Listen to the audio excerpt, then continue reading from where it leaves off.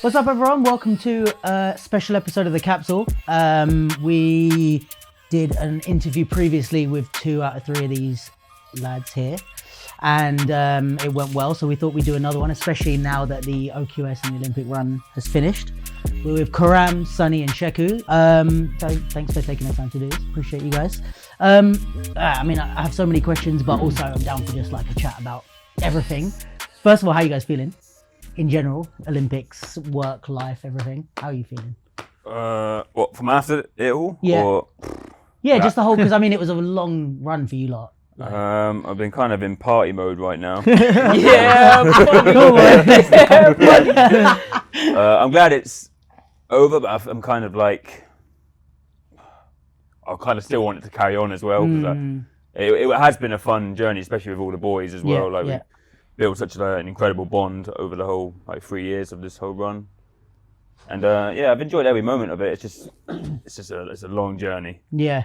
And then obviously none of the guys made it, so it is what it is now. What's the feeling like post? I would never call you guys that. What's the feeling post OQS? Because obviously I was like watching back home and like rooting for you guys and all that, but was it like a kind of thing of like, we're just gonna fucking go give it everything we got and whatever, or were you kind of like expecting better results than you got? What was the how'd that all go? I think it was because it was 2 events. Yeah, you knew where you stood from the first, so there was 2 different emotions going into both. I think the first one was like, you have to do well, and you almost expect yourself to do well, and you add pressure to yourself to do well, because it's like, realistically, if you make top 8 twice, you're in. And for us, at most competitions, culturally, and especially a lot of the Olympic events, we've done well enough to be in the last 40 anyways, and culturally, like, we're getting there or thereabouts, so it's easy saying it, but then when you look at the caliber of the people, and the difference in circumstances from like cultural events to a sporting event, obviously it's not as easy as you think or imagine or you prepare for. So I think, like, me personally, I was like really hoping to go to China at the first one. I was really building towards that since like the start of the year. Okay. And then I wanted to really just smash that and then see where it is from there. But then one mistake, one slip up. Obviously, I slipped up in the first round. Against Quake. So I slipped up in the first round. He was on form anyways. I wasn't. I definitely weren't at my best. Maybe I put a bit too much pressure on myself to perform and just tick boxes and try and get through as much as possible. Right. And once I slipped up in that first round, it's almost very hard to come back from that, because the momentum, even if I won the second round, sometimes I thought I won the second round. Okay. A lot of people thought I won the second round, but that momentum from the first round sometimes is with the person who took that, clearly. Yeah. So he kind of got that, and then after that, the emotions going into Budapest is a completely different thing, because I almost had a mountain to climb. That's the thing, because like I was speaking to people here after OQS, and I think because you two were like, no, was it you two that were like next to each other basically in the table? No, you two. We were, 25th, 26th, something like that. And then you were where? 16th or something. 16.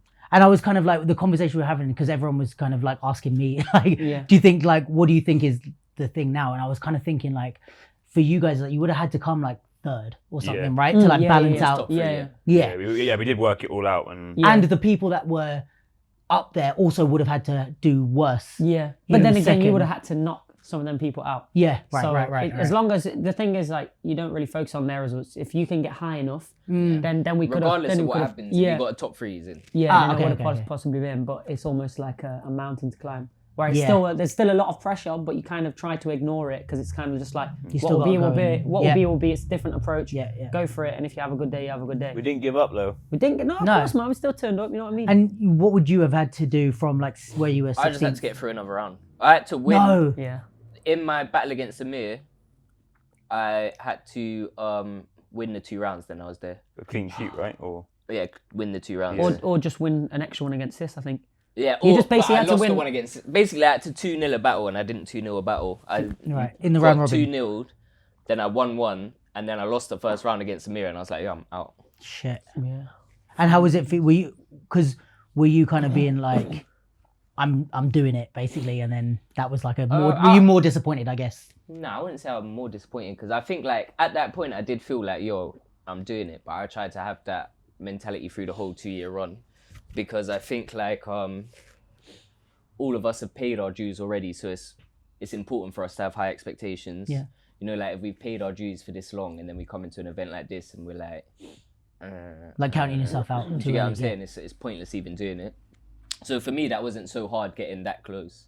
No, it was hard. After it, I was like, I'd rather be like 30 places off Then just miss. than just missed it. But no, I was happy. Like for me, I think for the majority of people, not just me specifically, it was like an amazing opportunity, but it wasn't the circumstances that I thrive in. Like that I really perform in and that I'm like at my best, which is not the be all and end all, but it is something nice when you're doing it all the time. And like I gave it my best at Olympics, and also missing out by that little bit, it like burnt, but then it also made me think like, yo, in my natural environment I would have prospered easy. Yeah. So I was like sad but also happy to be returning to like what I know. Like literally I think when it finished everyone was a bit down, but everyone was also like, at least it's decided, you know. Usually we do a 1-day qualifier or a qualifier 2 hours before. This is like a year and a bit of... It's 2 years. We've been doing a 2-year qualifier of being like neither here nor there, and it's been great with the boys, but just from like having something hanging over you. You know, like when you finish your qualifying round and you got an hour and a half to find if you make the top 16 and you're sitting there and you're like, what do I do Because you can't go and like just go and eat or whatever, because you're like, I might have to battle first or whatever, so you're like, wait. Exactly. And then having that kind of thing for like 2.5 years. Yo, and my grandma's been telling me people that have been in the Olympics for like a year. What My grandma has been telling people that have been in the Olympics for like a year. No way. Yes. Has he got his ticket now? And like just stuff like that, you know. I've had a few people like that as well, man. Yeah. Like they just expect that you sort of in. Just because I think for us too, mainly because we made Team GB early on. Yeah. And we was a part of the team, people just automatically expected that we were going. But obviously we made Team GB like over a year ago, and I remember when we made Team GB, everyone was like, wow, you're going Olympics and something. What's the what's the process of like Team GB like? You have to represent UK at a multidiscipline event. So technically, I'm not in. Yeah, why would you not be in Because there was only 2 spots. There was 2 spots, but basically because I finished in top 3, I think it was at European Championships. Manchester. I was directing to the European Games, and Sonny got enough ranking points to be in there. I don't know where he finished overall, but he had enough. So I guess you could say I am in it, but I haven't got it wasn't a third person spot. Okay. For that so event. Technically, you would have been able to be in it. But if it was. If European Games was the same allocation spots as OQS, Sheku would be in it. But it was 2 spots. Right. Yeah, man, that is long. 2 years of qualifying for this shit. And also, that's what I was going to say is like, you're not getting paid for these WDSF events or the qualifiers. So you're having to do that while working and doing other jams or other jobs and stuff like that. So it's like... It's no, not but even... to be fair, if we won some of them, we would be getting paid. So I guess that's kind of like 50-50 our fault as well. Do you get what I'm but saying? who's winning? Like, of all the breakers, is anyone like making a living off WDSF events? They could do. Really? The prize If they were sweeping up, probably, yeah. Okay, the prize for OQS was 12 grand for Lee, and then he won another 12 grand 3 weeks later. That's minimum wage. I was going to say, that's a year for... Yeah. Fair. So... But yeah, and then you get someone like, I guess... Like Victor and Phil qualified early, right? A few people did. Danny qualified at the end of last year. Danny qualified when in the finals against. Also, I think Danny was the first one, no? Maybe Danny or the African qualifier. Billy. It was African qualifier and European qualifier. Right. And then the Australian qualifier too. So when you guys went like before the OQS, like when you went into those last 2 things, did you have like? Because I always think about this because I feel like I'm 1 foot in, 1 foot out. Like I battle, but I'm not a breaker, so I'm like it's very different on both sides. But it's like, what are you going in? Because we had spoken about, I think in the last one, about training with someone and like having like knowing what all the rounds are gonna be and all that. Like, are you going in with that level of like, I'm doing this in my top 32, this in each round robin? No, not at all. No. What is it? More just in the moment? For me, like I think like a lot of people did do that and they had the opportunities and the facilities to do that. But for me, like with Olympic Run, we gained so much opportunity from sponsors, from work. It's been a great 2 years, even just from traveling as 3 of us. Yeah. I don't think we'd ever traveled together before that, and now Never feels stayed in like- the same room as you before. Yeah, you always get your own room though, so. But anyway, Fancy. yeah. Me and Cam always have to flip and share. Really? This guy's Well, I just have my on own his space, you know. Always. But But like you get opportunities from people seeing you out at these places and stuff like that. Is that what well, you just mean? the opportunity to like. For me, I feel better in UK like now because I know. I don't know. It's just a weird feeling. Like everyone, like me and Karen was always close. Yeah. But I wasn't close with Sheku. Yeah. I definitely weren't close with Sheku. Hated him. Not that we hated each other. We just I had don't a bit know of. He's like, I thought we were I friends. used to fucking hate Sheku. No, but like Sheku was just not the most. I don't know, Friendly? talkative, friendly, Right. approachable. You like to be Oh, in so- your own. Like once you crack him, he was all right. But like me and him, like had like riffs in like UK scene really, Yeah. like Oh, where he okay. tried to call me out on Facebook for like the Innit, hype you of a twat. jam. Did you turn it down? Yeah, Check this. Listen, check this, right? Excuse me, who are you? This it was guy, Convenient, no, convenient. this guy was told to call me out, which came revealed after for Rain Jam, right? Which Yeah. is fair enough. That's their event. But No, not this. An old one. yeah, but Way for old. me, Oh, okay. like I did a jam like the week before he called me out, Yeah. and for me, I said we could have battled then if like you wanted to battle me. And also, I just came back from Silverback, so it felt like a bit of like a low blow, not from him, but from like the event perspective. But obviously, we didn't end up doing it anyway, and we didn't really get on from then. We were civil. Yeah. We say we were civil. Yeah, civil. But then Karen like, was always civil. no, but over time, yeah, like Boring. no, but you know what it is? No, sure, you know what it is. Do you know what it is? Boring, You know Sheku, yeah, he's changed a bit now, but he was on our arse, man. Oh, right, like right. me, I wanted to be, Yeah, I wanted he to fly, I wanted to get to the top. Sonny was at the like he's still obviously at the top, but like I'm chasing Sonny, and then Sheku's chasing both of us. Like Yeah. you see the way that he's progressed over the Yeah, last yeah, few yeah, years, yeah. insane. Yeah. Still not there yet. No, though. but it's very man, honest. he Do went you know what I hard, mean? man, It's very honest. Yeah. Apart from like the way I've done it and the way Sonny's done it, the youngsters can have living proof. Yeah, that yeah. it's possible through Sheku. You know what I Yeah. mean? Over the recent years, definitely. sure. So like as he was chasing us, he was a bit like a bit of an arsehole through that process, really, innit? But the reason, there's always a reason. So like, but like obviously, I struggled. If I made friends with someone, I always struggled to battle them. So Okay. I didn't want to make too many friends in the scene. Oh, fair. I just As in, feel- you'd go easy without realizing. As in, well, I wouldn't be as aggressive as I am. Like Sonny always says, I do better when I'm like attacking mode. Yeah. When you're on people. Yeah, it's when cute. when you're a bit more like on it, Sometimes yeah. he comes out happy as Larry, and you're like, oh, long. Like, I don't know what, now I'm friends with these boys. I don't know what I'm gonna have to do a different way, a strategy of beating these guys. But Is it like a physical thing? Like you can just get more hyped up and more adrenaline, or like maybe, yeah. But I just like I want take the fight off. to kill them. Yeah, right. But by the way, now we're like really good friends. So it's gonna be very hard to beat them. We actually Tactical move. Or we maybe he's actually- doing it on purpose. No, we actually realised that we're very alike. Right. Them two, like, batty So, and yeah. bench, bro. Same person. Shut up, bro. So, but yeah, now it's we wouldn't have really had that When without we this journey. started the run, yeah, it was me and Karen, and Sheku was third wheeling. Yeah. And the last year and a half, I'd just been third. That's nice. Though. It's a little bonding experience though. That's been the best bit about it, Yeah. really.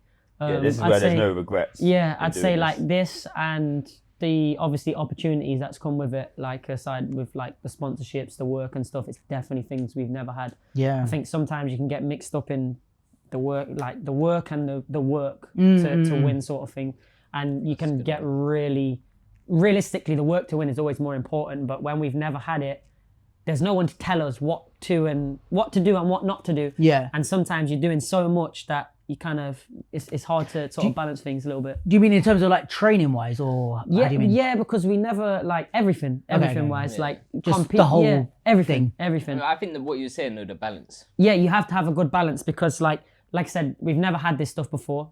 Especially after it got announced, it's not going to be in LA.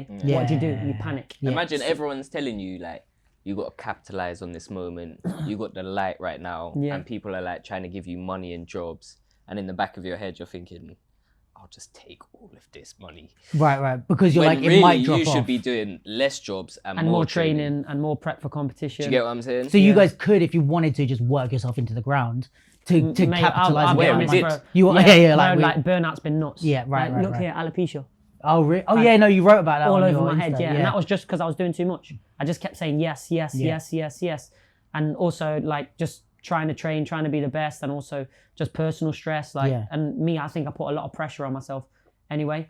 And not to mention, it's fucking like stressful, hard work, all the stuff you're doing, and probably fucking lonely. Like, not to rub it in and like, but as in, it's like it's 3 of you from the UK that are doing this. Obviously, when you go to these jams, you've got your boys like Lee and all those guys like you can talk to about the shit. But in terms of like, then they go back to their country, you go back here, and it's like it's just the 3 of you guys here that know really what it's like on the inside of what's happening. Like, we can all be like, oh yeah, that looks tough, but it's like we're not living it like you guys are. So that must be a lot. There was a lot of noise in UK that didn't need to be there. There was a lot of people that weren't actually in it or doing it, speculating a lot, which then sped down He's talking speculating. about me on the pod. That's your fucking job, though, isn't it? You got a valid reason. Yeah. I think the biggest one was when it thought was like it kind of got announced that it wasn't going to be. Everyone. 2028. It was almost like for me personally, it's almost like, yo, we got to make it work then. We have to make it work, because if you don't make the Olympics, at least you're going to make some money. And that's the future. Like, that can help us settle for the future. Do you know what I mean? Yeah. But it's like I said, you have to find that balance, because sometimes taking all these opportunities can also have a negative effect, because you're just genuinely, doing too much. Well, to be honest, 28 would probably have been our prime. Yeah. But if you How look old are you? 27. 27? 26. And you're like, no. 29. Yeah, I was going to say you're not. Still Sonny's prime as well. No, but I've been here for ages, though. Right. Yeah, because I was like, I remember you like, we were similar like time that we came into the scene maybe. And I was before you. Were you? I'm pretty sure. Well, it depends which, because I came into the Top Style scene. Okay. So probably when I first met you, we'd both been around our separate. When did you come into the scene? I remember you from like Throwdown when you first started coming, like, or maybe you weren't first, like maybe when I first started coming. But I came 2007, 8. Yeah, I was there from 2005, 6. Oh yeah, so yeah.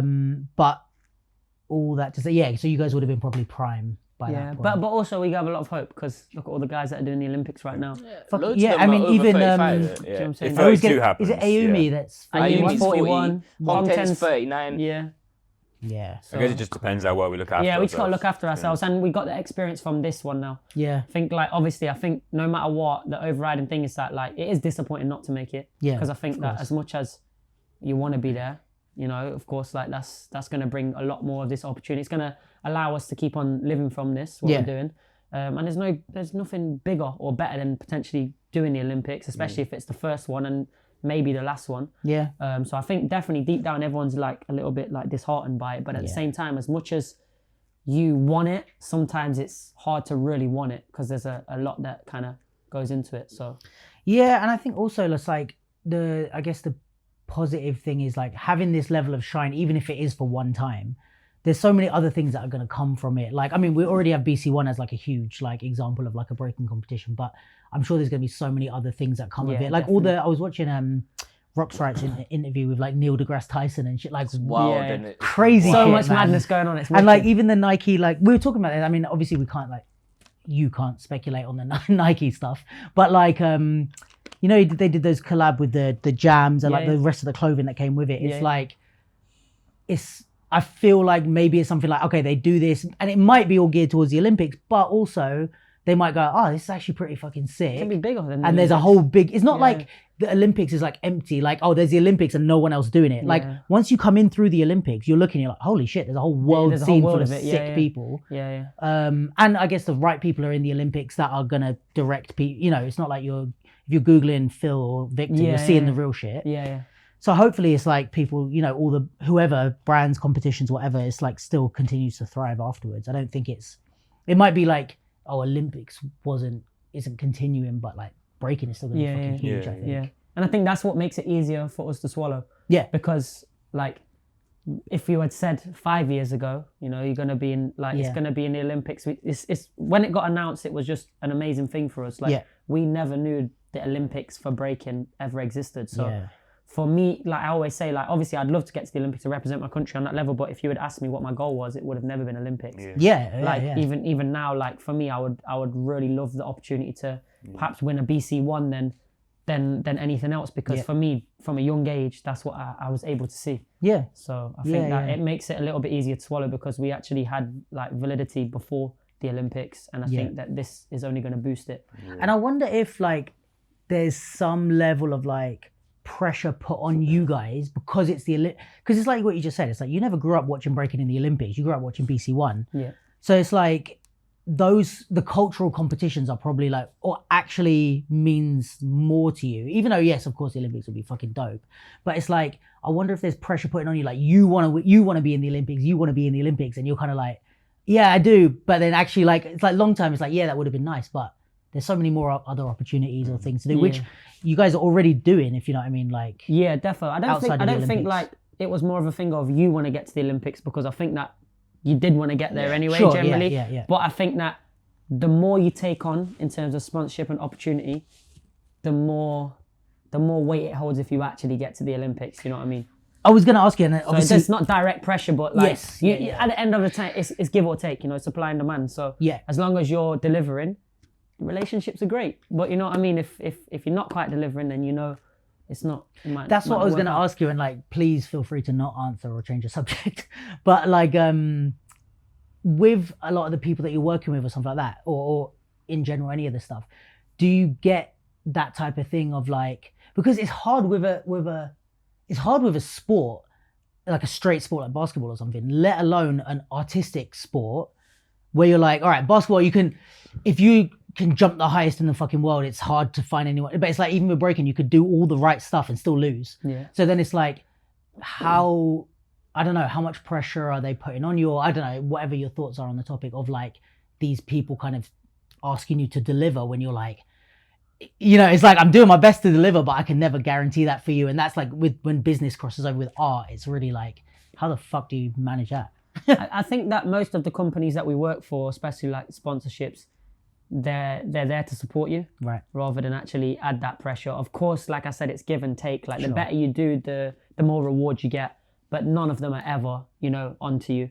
Like, are you gonna win this weekend? Like yeah. Like it's never like, you obviously they aid you, you know. They make sure you can train every day, basically. You know, they make sure you got everything you need to be the best, and that's what they do. And if you get there, you get there, and if not, you're not. You get bonuses for doing it. So I think nobody directly adds pressure, but I think when you want to be the best and impress and achieve those things, that pressure comes from yourself, kind of thing. And I don't want to like, you know, keep bringing up negative stuff or whatever, but like I've been meaning to talk to you. Like, this is funny, this is like a lot of this stuff is like, well, I wanted to ask you guys anyway off pod, so I'm happy to just have this chat with you anyway.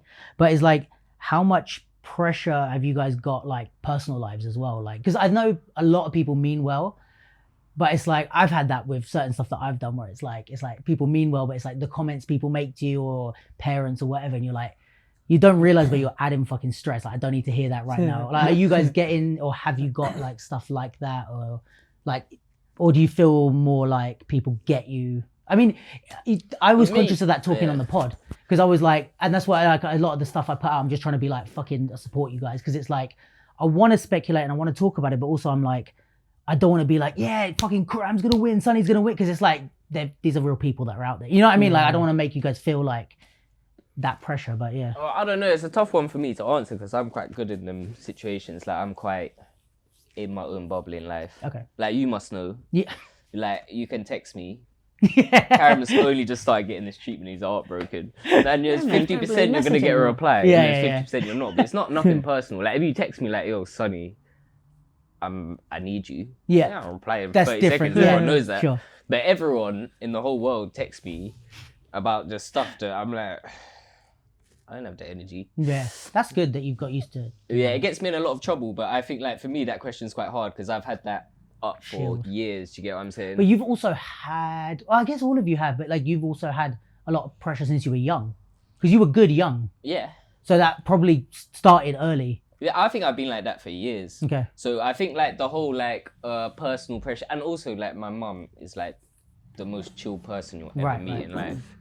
Like, she would have been over the moon. Her family, my family would have been over the moon if I got the Olympics, for sure.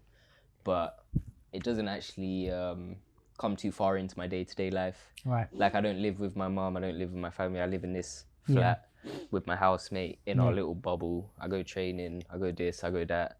Sometimes I reply to 1-2 messages. Most of the time I don't, so I stay in my bubble. Right. So you've already got that filter. Yeah, I think it's more like you live with your family and you're in like close contact with your girl and your community. Whereas here I live it like me. I spent all my time in East London. Right. In London, and now I'm in West London. I don't even have friends around here. Do you know what I mean? Right. So you really like just. So there's no pressure for me. Do you feel like that's on purpose, or like have you built that up, or is it just kind of how you? Nah, because I moved to West London 2 years ago, a little bit over 2 years ago, and we've been doing this Olympic run.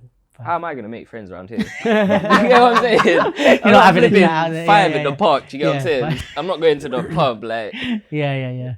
All my friends are in East, they come here, I go to East. Like, I'd love to have friends around here. Yeah. But how am I going to make them? I'm an athlete.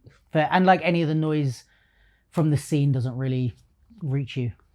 Well, I think the international scene, we're all very close with everyone in the international scene. And in the UK scene, we're all very close with the younger generation. So, for me personally, that's who I interact with, and it's flipping positive for me. Okay, that's good. If I dip my head out sometimes, I'm like, oh, this is a shithole. And I dip back into my little bubble, and it's fine. Okay, fair. And for you guys? Pressure for me was, I just felt like I had a point to prove all the time. Like I wanted to make sure that everyone knew that I deserved that third spot. Right. I wanted to keep up with these boys. Within the scene, you mean? Yeah, in the scene. Like, so no, I didn't really have a lot of pressure like that. I just wanted to keep up with these boys. Okay. And so like my goal wasn't to be in the Olympics. It was just I wanted to be in the OQS with these boys, and I did it. So. Oh, so like even from the beginning, you were kind of like. Well, yeah, I was just like see how it goes because really the system is like a bit of a struggle for my style. Right. To match, because I'm not really like a tricky powerhead guy, you know, and you know what I do. You are now, though. Yeah, I am now, but it's come a bit too late. So this is what I mean. If it was in 28, I reckon that would have been my shine, maybe. Right. That's what I believe. Fair. But in life in general, not so much. Fine. No, because like I'm just doing what I'm just trying to get better. Yeah. And that's all you can do, really, innit? So. Yeah. Fair. And do you think it's like, what about with the outside of the Olympic stuff? Because I feel like all three of you guys have kind of rose a bit, even in terms of like, especially with like some of the partnerships that you have and all that type of stuff. Does that add any like stress or pressure to you guys, or like, I don't know? Well, I'm lucky. Well, not lucky, but unfortunately, I don't have a sponsorship. Yeah, so I don't have no pressure. It's only me that I'm letting down if I don't make it. So. Yeah, fair. Or is there anything like, I'm just trying to think like, especially like with you guys being sponsored and stuff, do you get like, because I guess that brings more attention, and the attention can not always be positive if people want to have an issue or something. So do you find that it brings shit that's like, I feel like you kind of answered that with like, you're in your bubble, so you don't really care. No, I think sponsors is a bit different, but I think with sponsors, it's like, at the end of the day, it is a blessing. Do you get what I'm saying? We're very lucky to be sponsored, and they hire us. Like, even when you was talking about before, do you think your sponsors add more pressure? I don't think so, because they hire us as elite athletes without like sounding big-headed or anything. No, sorry, Sonny, you were saying about sponsors not bringing you pressure. No, not that it doesn't bring us pressure, but like at the end of the day, we're very lucky to have these sponsors. Yeah. Me personally, I've been treated amazing by the sponsors. They've aided my run. Like, I haven't stressed because I knew that there's certain stuff that if it did come to that, my sponsors would help me with. I mean, Red Bull, you said in the last one about your injury, like they had your back through the whole thing. Yeah.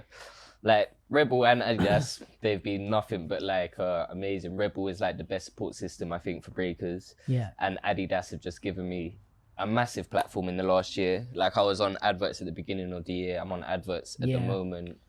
And it's like, I feel proud of me, but I feel proud of like, when I see breaking up there, and like, I think of myself as like, I like the way I break in it. So when I'm even doing this stuff with them, I'm being super specific, and they're helping me bring a vision that I'm proud of to be on a billboard. Because you know, a lot of the time you see breaking on a billboard, and it's the flipping house guy that can do an L kick at the jam session, in front of a graffiti, and he's the one that got it because he's 6 foot and he's chiseled. But you look at the breaking and you're like, I hate this. So you were like speaking to them about the creative direction. Well, they let me choose what photos I like, what was going to be published, like how it's going to be shot. And when I seen the final products, I was super proud of them. Do you know what I mean? And for me, that was just like an amazing thing of the Olympics. Even just being able, like my billboards, there was like Kieran, phenomenal BMXer, Charlotte, phenomenal on the bike as well. There was Messi, there was me, there was flipping Jude Bellingham. Yeah. It was just mad to see a flipping breakdance freeze in the middle of them. Bro, I don't know if I said this when I texted you, but like this is something I was like,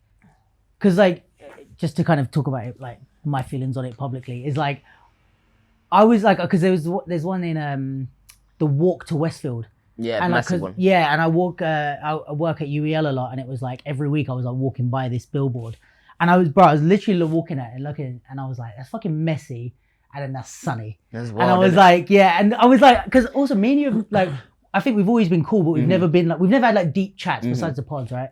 And I was like, I hope he's like, I hope he's proud that's of a lie, himself. though. What? That's a lie. What? We have had deep chats. When? Sometimes you ring me for advice, and then I give you advice, and you don't take it. Bro. And then you ring me back like a year later with advice for something else. He's like, "What do you think?" Yeah, that's I'm not pretty gonna lie, smart. bro. You're not gonna do it. I have told that story about the IBE thing like so many times. No, that I fucking super appreciated, man. It's like, yeah, he kicked my ass about something basically. Like I called him up and I wanted to like talk to someone about like doing the capsule thing, and he just goes, "Have you got this? Have you got this? Have you got this?" And I was like, "No," and he's like, get your shit together, man. Like, no one's going to book you if you don't have this. You need to get this like together. A girlfriend. You know when your girlfriend's lying in bed, she's like, I want to be a travel writer.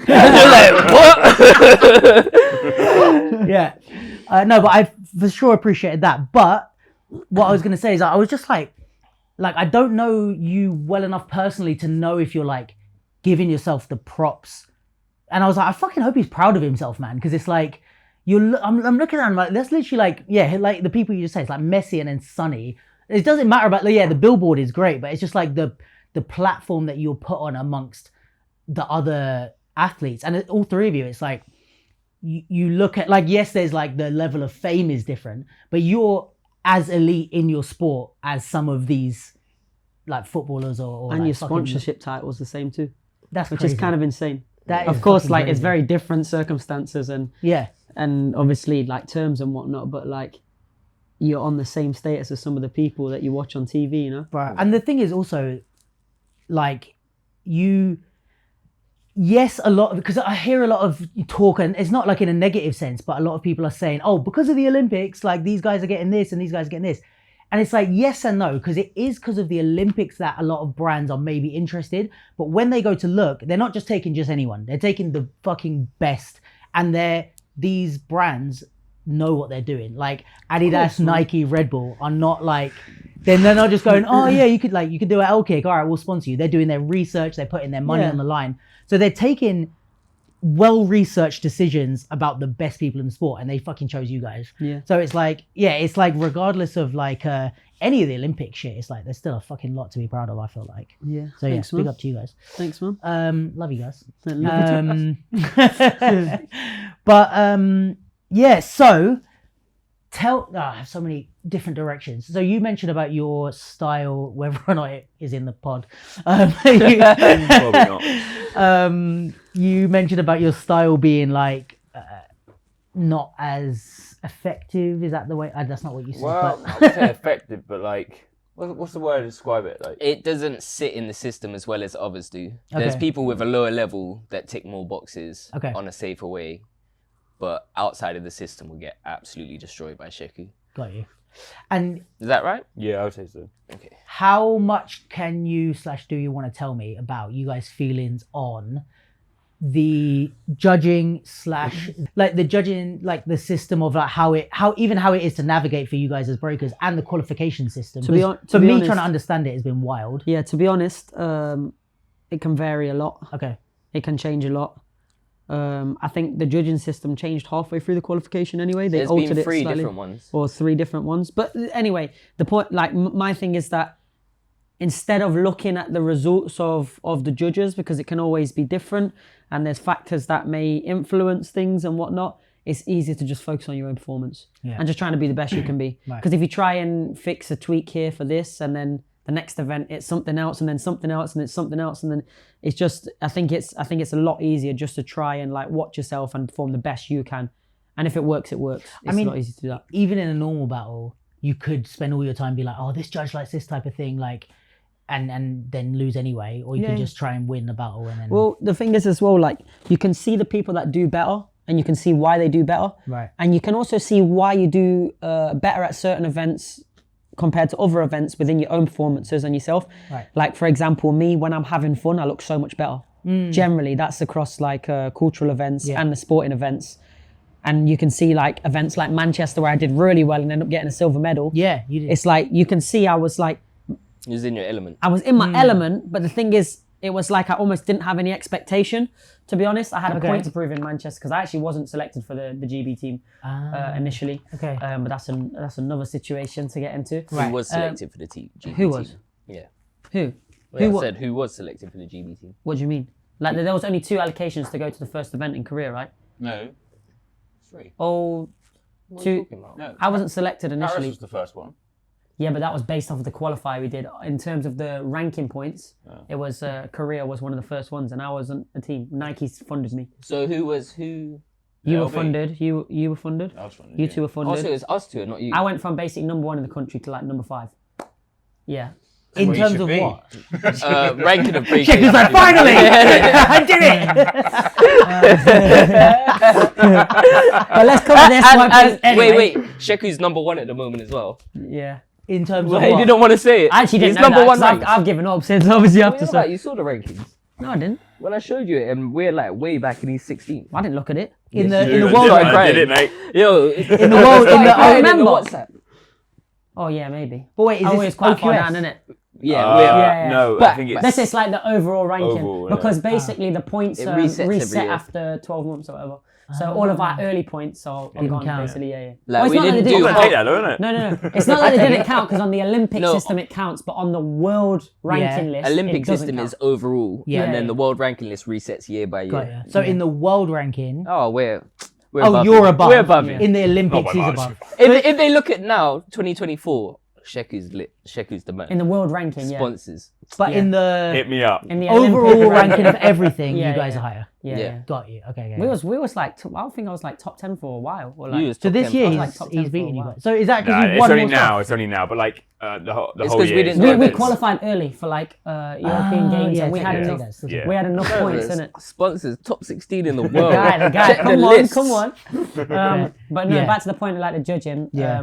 I think like like I said, you can have a different performance and a different output. Like I said, in Manchester, I was having fun, but I was having fun because I didn't care. Yeah. Like honestly, if you're watching my rounds at Manchester, especially in the round robin, I think it was like my first time ever doing round robin. So I'd finish my round and I'd get up and I'd laugh, and I'd just be like, whatever. If yeah. I get the vote, I get the vote, and I ended up doing like really well that way. And as much as I tried to relax in other events after that, really hard to just relax and Especially have as fun. the pressure builds. Well, it's the pressure is obviously builds, but also like sometimes the music's not what you're used to. Yeah, yeah. You know, like in Manchester, it was quite a close event, so like there was a crowd. Yeah. That was interactive. I enjoyed Manchester. I was in the crowd. I enjoyed it. Manchester That's was probably one 'cause of I the came best second. ones. Ah, okay. Because Yeah. I'm thinking that's how they all were. No, Yeah. No. No, but the dancers, Incomparable. the dancers were allowed to sit Yeah. around the stage, so there was an atmosphere. The music was really good. There was no licensing Right. up until a certain point, I think, and it was Yeah, just I think it was good. if the whole WDSF and OQS was like Manchester, Crown would be Have done. told that he'd be in the Olympics for Go sure. on, yeah. Interesting. But But that's I what just, we tried to enlighten with him, like bring out the Manchester Crown because yeah, you're going to do that's it. what they kept like, saying. But it was just really hard to get there because it's almost like a lot of the events felt like you were just having a spar. Like it was like a Yeah. sparring contest. Like have you ever seen I don't know, it's like Enter the Dragon or something where Bruce Lee has to fight someone to prove that he's able to teach the people in America, Right. and there's just like 9 judges or whatever watching. That's how I describe it. Okay, That's how it okay, feels. There's no conversation with your opponent. You can't hear the crowd because The only one who's cheering is me and Sonny And Paco. And Paco, yeah. So we're the like- only ones cheering for him. yeah. So, but yeah, back to that, it's like your performance it can be different, and it's hard to like. For example, if I could say that the way I danced in Manchester would be super high on the system, but performing at that level and having fun with it is a lot harder to perform sometimes. And also, if you could just recreate your best performance, you'd do it every time. Yeah, That's why it's your best performance. True.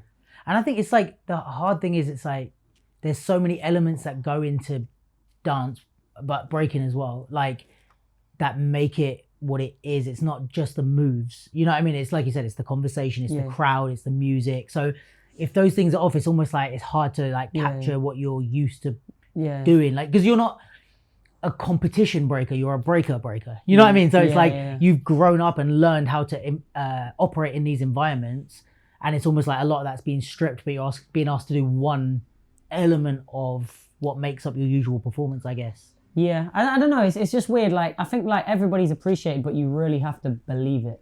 So you have to believe it, and you have to look like you're either enjoying it or you know you're not going to lose, sort of thing. Yeah. And that's quite hard. For somebody like me, I feel like I struggle with confidence. Like in bigger events, I think. Okay. I feel like you ask me about, like, you talk about the qualifying rounds, I'll be saying, Sonny, what are you going to do in your qualifier? And he'll like telling me, like, I'm thinking, should I do this, this and this? And like he'll advise me and stuff like that. And it's just like, I'm always second guessing what's good enough and what's not good enough. I think in the bigger events. Yeah. Even I look now, like I do like B-Boy Classics and events like that. And I get to like, when we got to the final and then when I won it with Noor Diamond, I'll be there and I'm like, how the hell have I got here? Like sort of things, you know what I mean? Sometimes like... But when you watch it back, do you see why? Sometimes right. I hate, to be honest, a lot of the Olympic events, I absolutely hated the way I danced. Really? Yeah, same. Absolutely hated it. In what way? Like what did you hate about it? Just, I don't know, it just didn't feel like me. It feels like I was trying to overcomplicate and maybe put too much in my rounds. Okay. Sometimes less is more. Yeah. And if you're doing less, you can believe it more. And I feel like when I'm just trying to go like, it takes that fun sort of like unexpected side out of it kind of. And I feel like that was me. I felt like I just hated the way I danced for a long time. Yeah. And you said the same? Yeah, 100% the same. Interesting.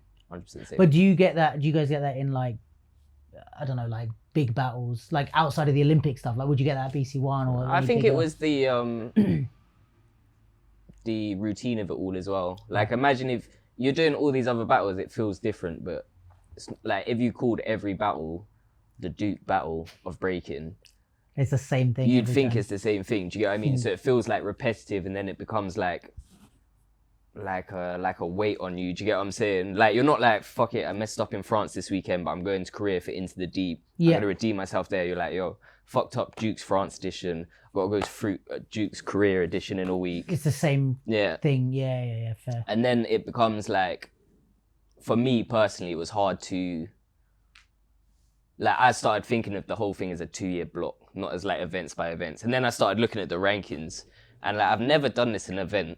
Thought about like, yo, if I make top 4, then I'm chilling. Or I look at the rankings and I'm like, I don't even need to go to that event. Right. And it's like a weird mentality to have on competing. Do you get what I'm saying? Like, even with when I done the first event in, where was we? China.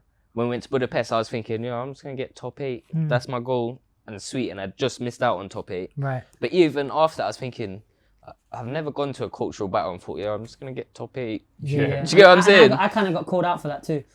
Oh yeah, you had a conversation about that earlier. I had a really good conversation. Yeah. So like with a woman called Tracy, who's on the Breaking GB board. No, there's a Tracy that does writing for Red Bull. I don't know if it's no, it's not. That's Tracy Kawa. Yeah, but obviously she works in like trampolining and whatnot. But basically, it was like it was in Brazil. It was the Brazilian event, one of the World Series kind of ones, and I finished like 13th or something. Maybe I think it was 13th.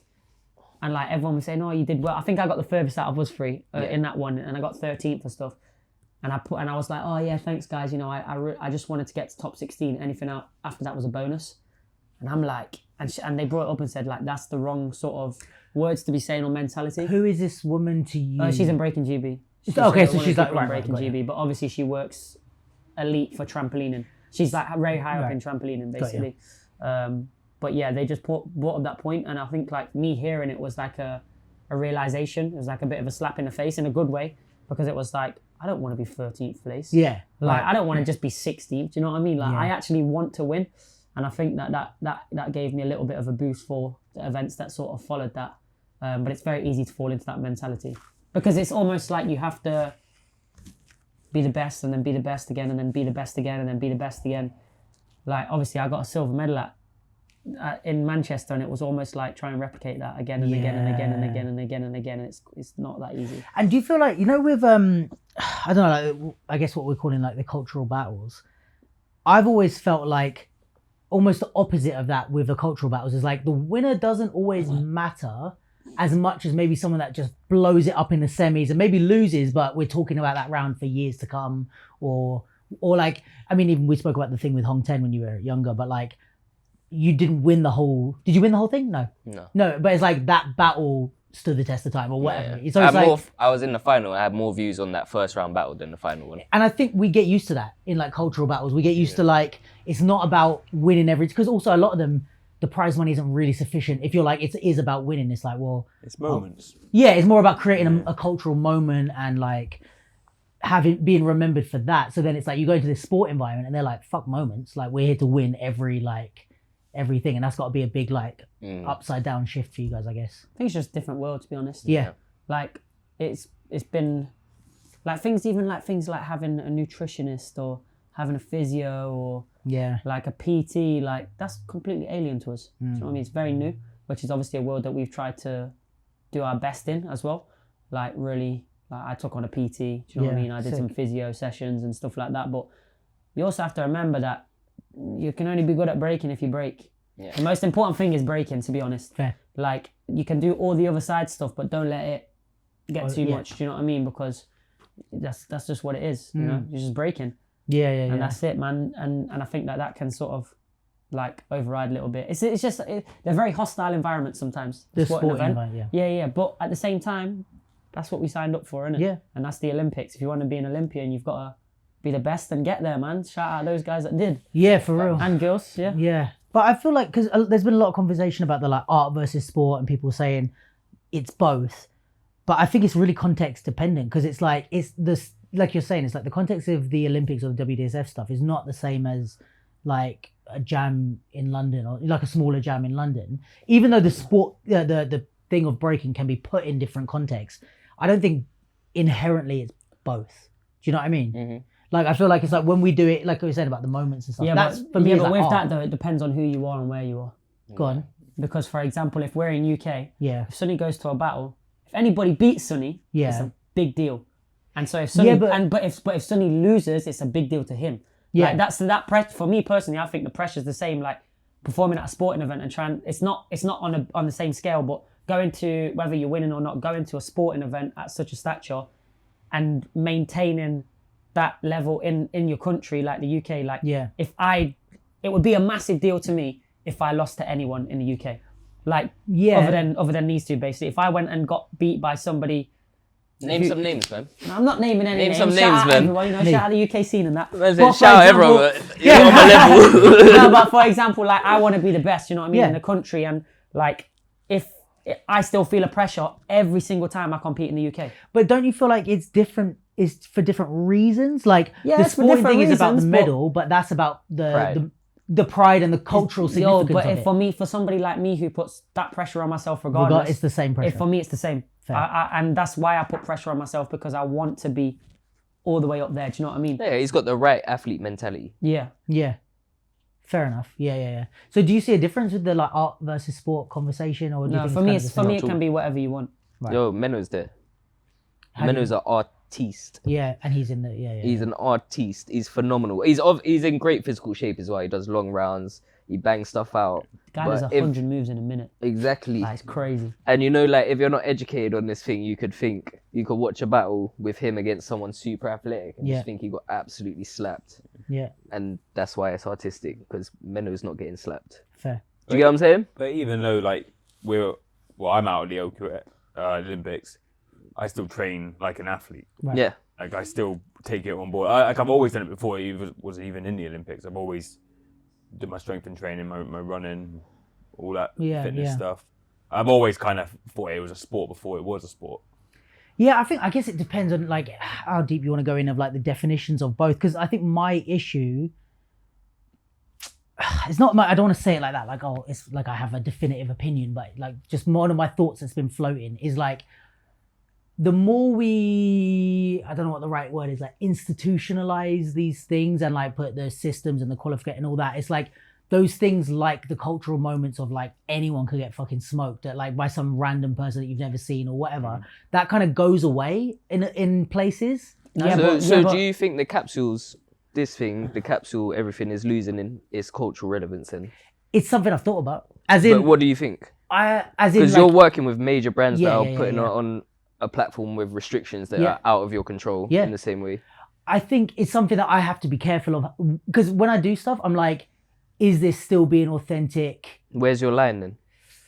Because you obviously haven't drawn one yet. Yeah, well, I think my line is like who I'm dealing with. It sound deep. No, it's good. But like, I think it's who I'm dealing with. Like when I always think of it as like facing different directions. Like when I'm facing the scene and I'm doing something for the scene, that has to be for the scene and like authentic to the scene. But then when I turn around and I'm talking about budgets or whatever, that's institutionalized, or that's like the business side of it. Does that make sense? Not really.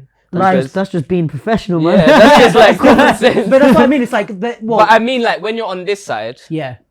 Obviously, this side, when you're facing the businesses and the institutions and whatever you're dealing with, does that not directly affect that side?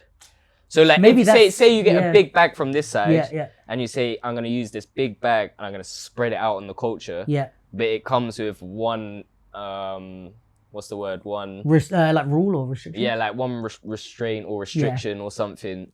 Yeah. That's a direct effect on that, no? Yeah. You know, like even like your sessions. Yeah. Phenomenal. We couldn't have a bar there because there was kids. Yeah. That was weird. Yes. But that was actually kind of more, I mean... It was amazing. Yeah. But then it like... it felt like it restricted it to a younger age group, which is amazing. Yeah. But there wasn't any split in the age groups. Agreed, yeah. Do you get what I'm saying? Yeah, I agree. Which is dope. I think that's more important that you do stuff for the youngers. But I just think like if it was from like a cultural perspective... We would be getting drunk. For sure. Not that that's a positive, but I'm just saying that's like I don't think it's a negative that you didn't do it, but I just think... No, I'm with you. It was phenomenal. But I guess maybe it's the way the scene, as the scene's moving actually. Maybe it's just becoming more professional. Because I was going to say, when I was that age, there's no way I'm going to an event and all the adults aren't having the best time ever. Do you get what I'm saying? Yeah. But you don't really need them anymore, so maybe it don't even matter. Sorry, I went full No. circle To be honest, I would have... The only reason if we were to have alcohol, we couldn't have the under 16s, and I was like, there's too much of the scene that are under 18. No, it was amazing. You went in there and it was full of... Maybe, you know what, I'm just getting a bit old, isn't it? I'm just getting a bit old. But it's great you didn't have alcohol. I'm with you on the alcohol thing. I think that's the only thing it was missing. That was only the first thing I could think of was with like sponsors. No, but I think the thing I'm thinking is like... I think when you talk about like is breaking art or sport, like back to the scene and culture. Sorry, no. But back to it, like obviously before you lot obviously went all the way around there. Yeah, it's like but you gave the example of like competition. Yeah, competition can be different. It can be a cultural event and it can be a sport, but like breaking itself can be both. Yeah, because for example, although there is the sporting side of things, nobody's lost anything on the cultural side. Agreed. There's still your Red Bull events, there's still your qualifiers, there's still your outbreaks, all the big events are still there. So you can choose if you want this or you want this. Yeah. So breaking can be both. And you can get government funding to do local events now. Yeah. So, but I think if you're talking about competition, there's obviously a difference. But if you talk about the scene as a whole, I don't really think there is. Fair. And how much do you guys care about the like for example, when you guys go now back to like a cultural event where they're just pointing hands based on opinion, no criteria, do you care? Or do you don't mind being judged like that? No, I'm so happy to be judged like that. Happy, okay, that's interesting. So happy. Why? For me, it's down to opinion anyway. Yeah, because then you just know it. Like at the end of the day, with the judging system or without the judging system, it's still subjective.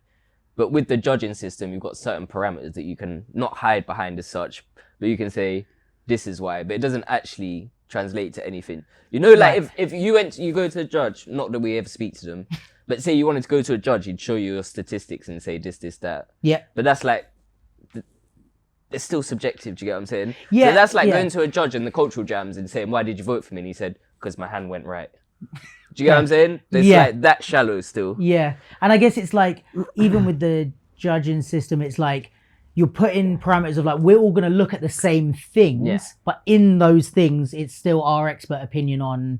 It's still subjective. Like, I think, like even, what's one of the criteria? Like, I can't think of... Execution.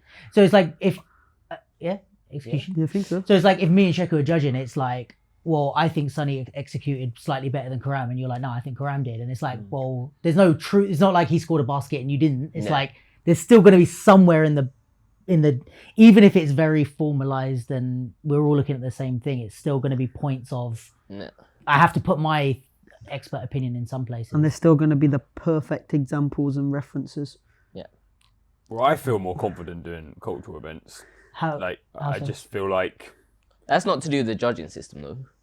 No, but like you just dance better in cultural events. I think everyone does. Yeah, but Sheku will do a WDSF event one day and be super sweet, and then go to the cultural event and he's gangster again, and you're like, huh? What's happened in the last 24 hours? Yeah, I always lose WDSF and then win. Take it out on everyone else, innit? Right, who's getting it it today? The other way around, really. But so, would you change anything about the cultural way we judge, or are you like, just leave it be? Mate, just do what you want. Just do what you want, yeah. Yeah. If you want to do a system, cool. If you don't want to do a system, cool. Yeah, it doesn't really bother you. Again, there's going to be robberies in both. Yeah, I think we like I said, I don't think any of us really, well, me definitely didn't change the way we dance based off of the judges' results. So for us, it was just about performing our best. Yeah. And if we perform our best in a cultural event, we might win. And same in the sporting events. But the only difference with cultural, like a lot of the judges, everyone knows who they are. Okay. Yeah, because you have to be officially retired to judge the Olympics. Yeah. So there's a lot of random people we've never seen or heard of, and for me, sometimes it looked a bit like they were acting like a fanboy, a fangirl on a lot of these big names. Like, this is kind of where I felt like I had no hope right now, because my name's growing, but it's not up with the Hong Ten, Jim Menos. Unfortunately, by the time you come to the OQS, you don't really have an opportunity to make a name. Right, yeah. Do you know what I mean? You're either there you're either there or you're not. And the person that has the name or has that shine at that current time has the momentum sort of thing. And an unknown B-boy or B-girl from anywhere could absolutely smash their qualifier or whatever it is. Yeah, but it's got to go from 40 to 32. So that's only 8 people that are gone at the level we're talking now. So it's much easier to justify somebody without a name going through than it is for somebody with a name to go through. But that's not on us. Do you know what I mean? This is where the first way I noticed it was like, as soon as we did our prelim, we get the score back of who scored what. Yeah. And you can see someone with a big name do the most shortest round crashed, and then the guy with no name does a better round, but he doesn't get the vote, doesn't get the score, and the guy with the name does. So this is where it's just a bit like. You need a name. And sometimes the common feeling was that the judges or whatever decisions sometimes came out, it was almost like they were judging based off of what they thought the crowd want to see, or what they thought. I don't know it's not a fact or something. No, but it's like for me, I felt that sometimes it was more about what represents what breaking is, or what do people want to see what breaking it like. How do people want to see breaking? Like in the Olympics, do they want to see this or do they want to see this? And like sometimes it's not as straightforward as what's going on. But that's where subjectivity comes into it. I think that's probably, if you look at it that way, is the biggest argument for art versus sport. Go on. Because art is like ever evolving. Yeah. And obviously with the judges having to be retired, you have like a flaw on how young they're going to be. Yeah. To be certified enough to get in there, but old enough to not want to compete, or not reliant enough to compete. So for me personally, when I was looking at it, I was seeing a lot of judges, and I was saying, from when you was active and doing your stuff, no one dances like that anymore. Like in Europe, like the scene's very, very different now. And not to say that you're judging wrong, but like if you had an art competition and you had artists from 30 years ago and you start showing them contemporary art that is now accepted. Yeah. No, well, I don't like that in like let's say Top Styles, which is wildly nowhere close to as regulated as like what you guys are doing. It's very Wild West. But for that exact reason, I'm like, I don't like when it's like a judge that hasn't been around the scene for a while. I think you should spread it through the generations. Yeah, you should have one old, one mid, and one young. But you know what's interesting as well is like a lot of with the WDSF stuff and the Olympics is like a lot of stuff is done to eradicate bias, right? That's the whole thing. But like what Sheku was saying is like, there's other bits of bias that can go under the radar, because it's like if you've got a referee in the NBA, he has to be paid enough to not be like swayed by the money, or he has to be like good enough that like if LeBron James says, "Oh, that was a foul," he's like I'm still top of my game, so I'm not going to listen to you or get swayed. But if you're saying like, let's say there's like somebody that isn't a big, like, that's actually the argument for having big names judge, because it's like they're not going to be swayed by Rocksrite being like, I won that, and they're like, oh yeah, sorry. And also, this is what everyone says on paper about their eradicating biases. And I'll say this because he's one of my best friends and he's phenomenal. But like, you was talking about eradicating biases, but then on the judge training program, you show a reference video of Phil, who is the number one ranked on the system now, and he deserves it. I'm not saying he got that ranking because of that at all. Sure. But that's so obviously a flipping bias. Because you're saying when you have the number one competitor who's actively competing in what you're training people for, and you're sure, and he's very freestyle and contemporary based. So if you learn this is the perfect round, you must just think, whatever Phil does, even if I don't understand it, it must be perfect. He was in the training video. And even from that bias, that's the biggest bias you could ever have, training judges with an active competitor. So when they talk about eradicating biases, I'm like, that sounds great on paper, but in reality, there's like, you could have gone back to like physics or junior, or not junior, or born, or like, there's so many legends that are super rounded that are not going to be in this run that you could have made a whole judging thing off. Rather than having the one who is now number one ranked in the whole thing as the judging. It takes away from his shine, because even if it wasn't that, he'd still be number one. For sure. That's why I'm happy to say But it's like, coincidentally, all the judges have kind of been told this is the perfect round. Well, you're talking about, you're trying to eradicate bias, and you've got the main competitor as your subjective reference. You can't have a subjective reference that's active. Yeah. Fair. So then I don't want to hear nothing about bias, sorry. But yeah, anyways, either way, that's the judges and the whatnot. Yeah. But we love them. Shout out them. No, it's been great, obviously, learning, about ourselves through the system and everything. I'm just keeping it sweet here. No. Someone had to. No. It's not that I want to keep it sweet. It's more like I don't want to blame the judges or the judging system on not making it. Do you know what I'm saying? No, yeah. We could have all done better and been better. That's it. Yeah. So what did I say? Can we cut back to where I said Karam can't be horrible about anything? I know. I gave my 2 pence, didn't I? You did my 2 pence, kept it limited. But but I think, and it's also like the other thing is like with because you have to be retired and you have to take like the. You've got to be retired and you've got to take the course and you've got to have certain accolades. But there's some judges on there that I don't know. I'm not going to chat shit. I don't know what the accolades are, but there's some people that even after when they was on the judges, I tried to research. I couldn't find anything about them, which is fine. I feel like it should be fine to say it's going to need some time to figure out the best way to do it. Yeah, we was the prototype. It's fine.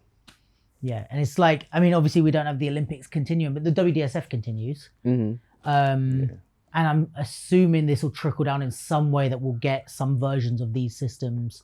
I don't know if anyone uses them. We use Cozen. Okay. Which is not nearly the same, but I guess it's a type of system. Yeah. So, I mean, I guess over time it will... Because I think there is something in, like, not being an active battler judging other battlers, but there's also something in not being retired and judging active battlers. Like, for... You know what I mean? It's like, there's something there that we need. I'm not saying if you're retired that you could never have been a good judge. I'm just saying if you have a whole 9 judges that have been retired, statistically... you're going to get a few ones that was never actually... And in the same way, it's like if you're an active battler, yes, you could be biased to the other people you're competing against, but also you might be a really good judge.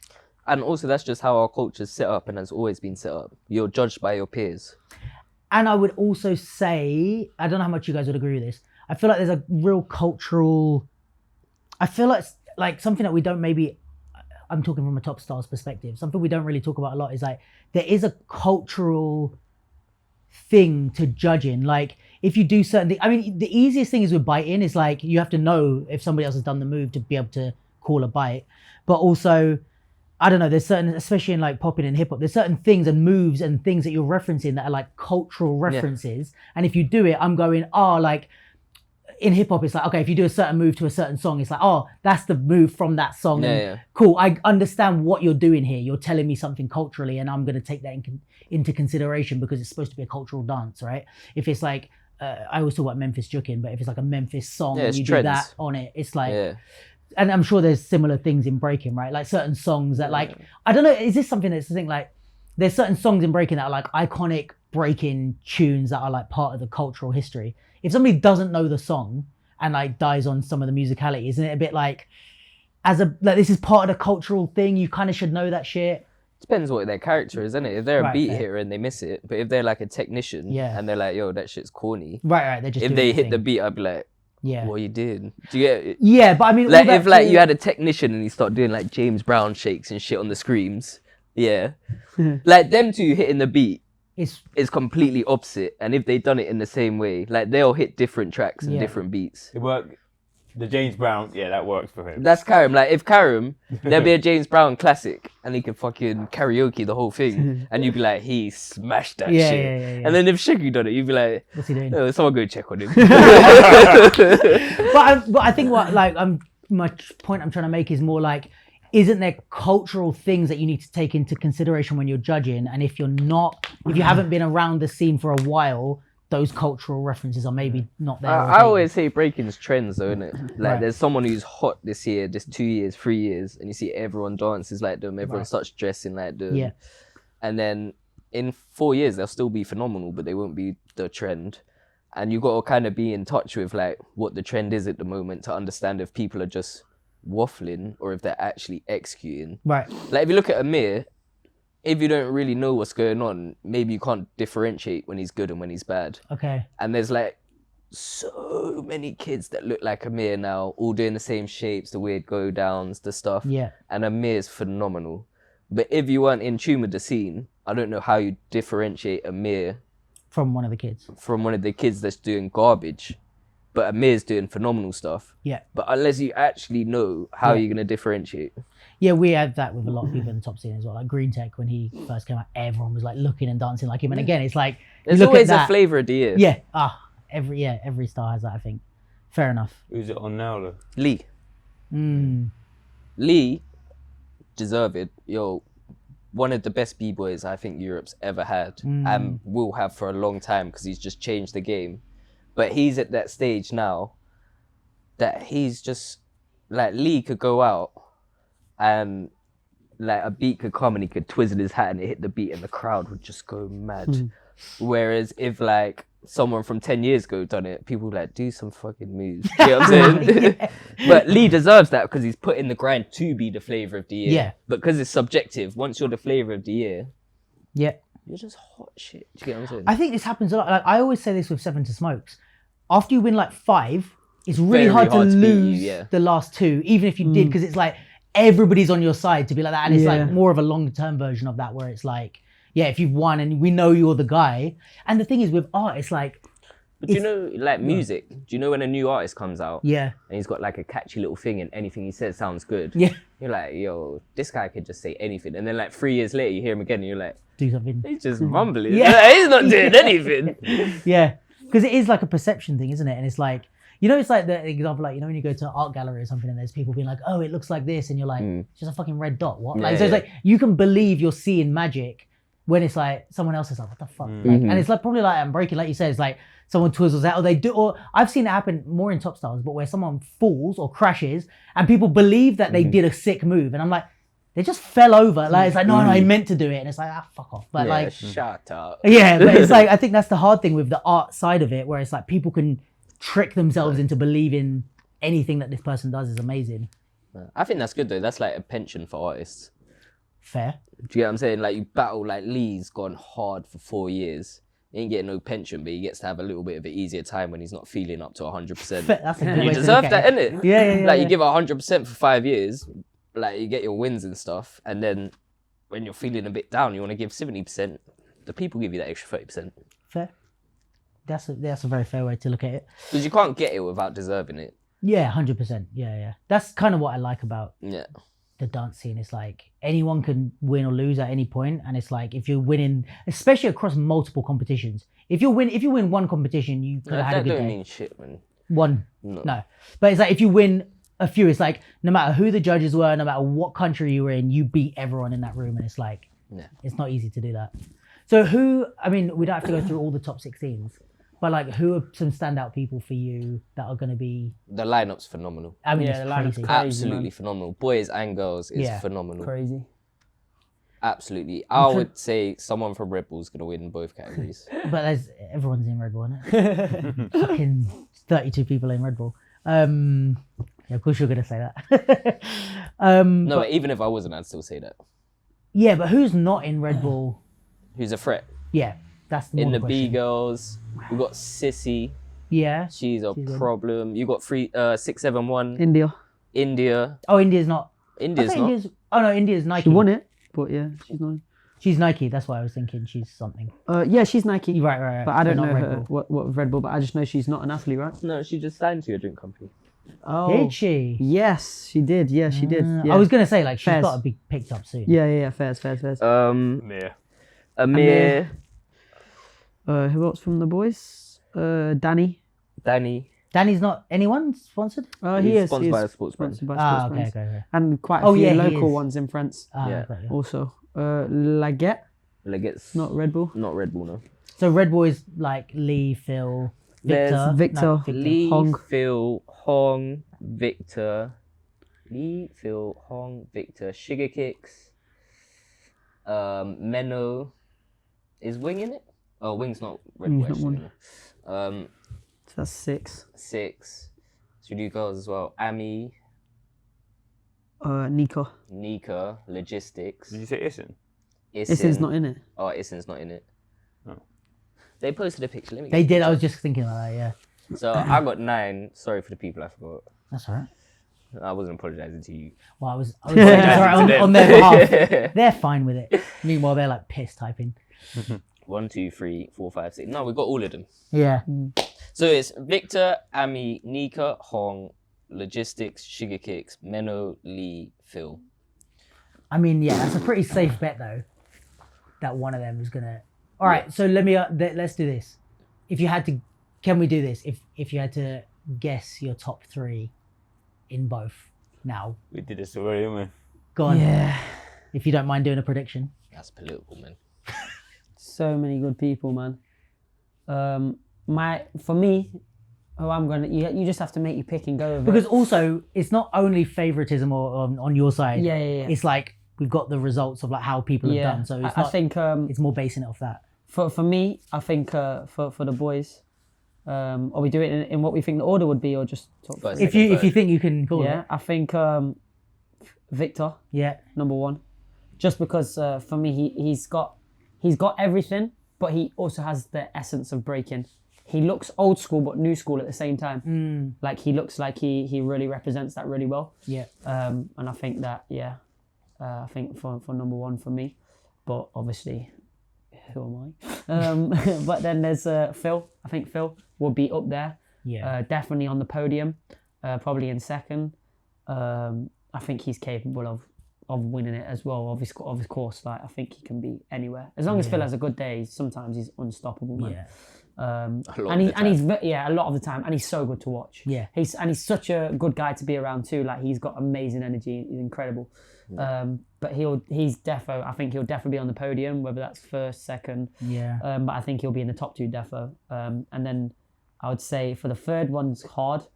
But I would say it's either Lee or Hong Ten. Just because I think that with it being in the Olympics for the first time, being an icon and a legend can also hold some weight.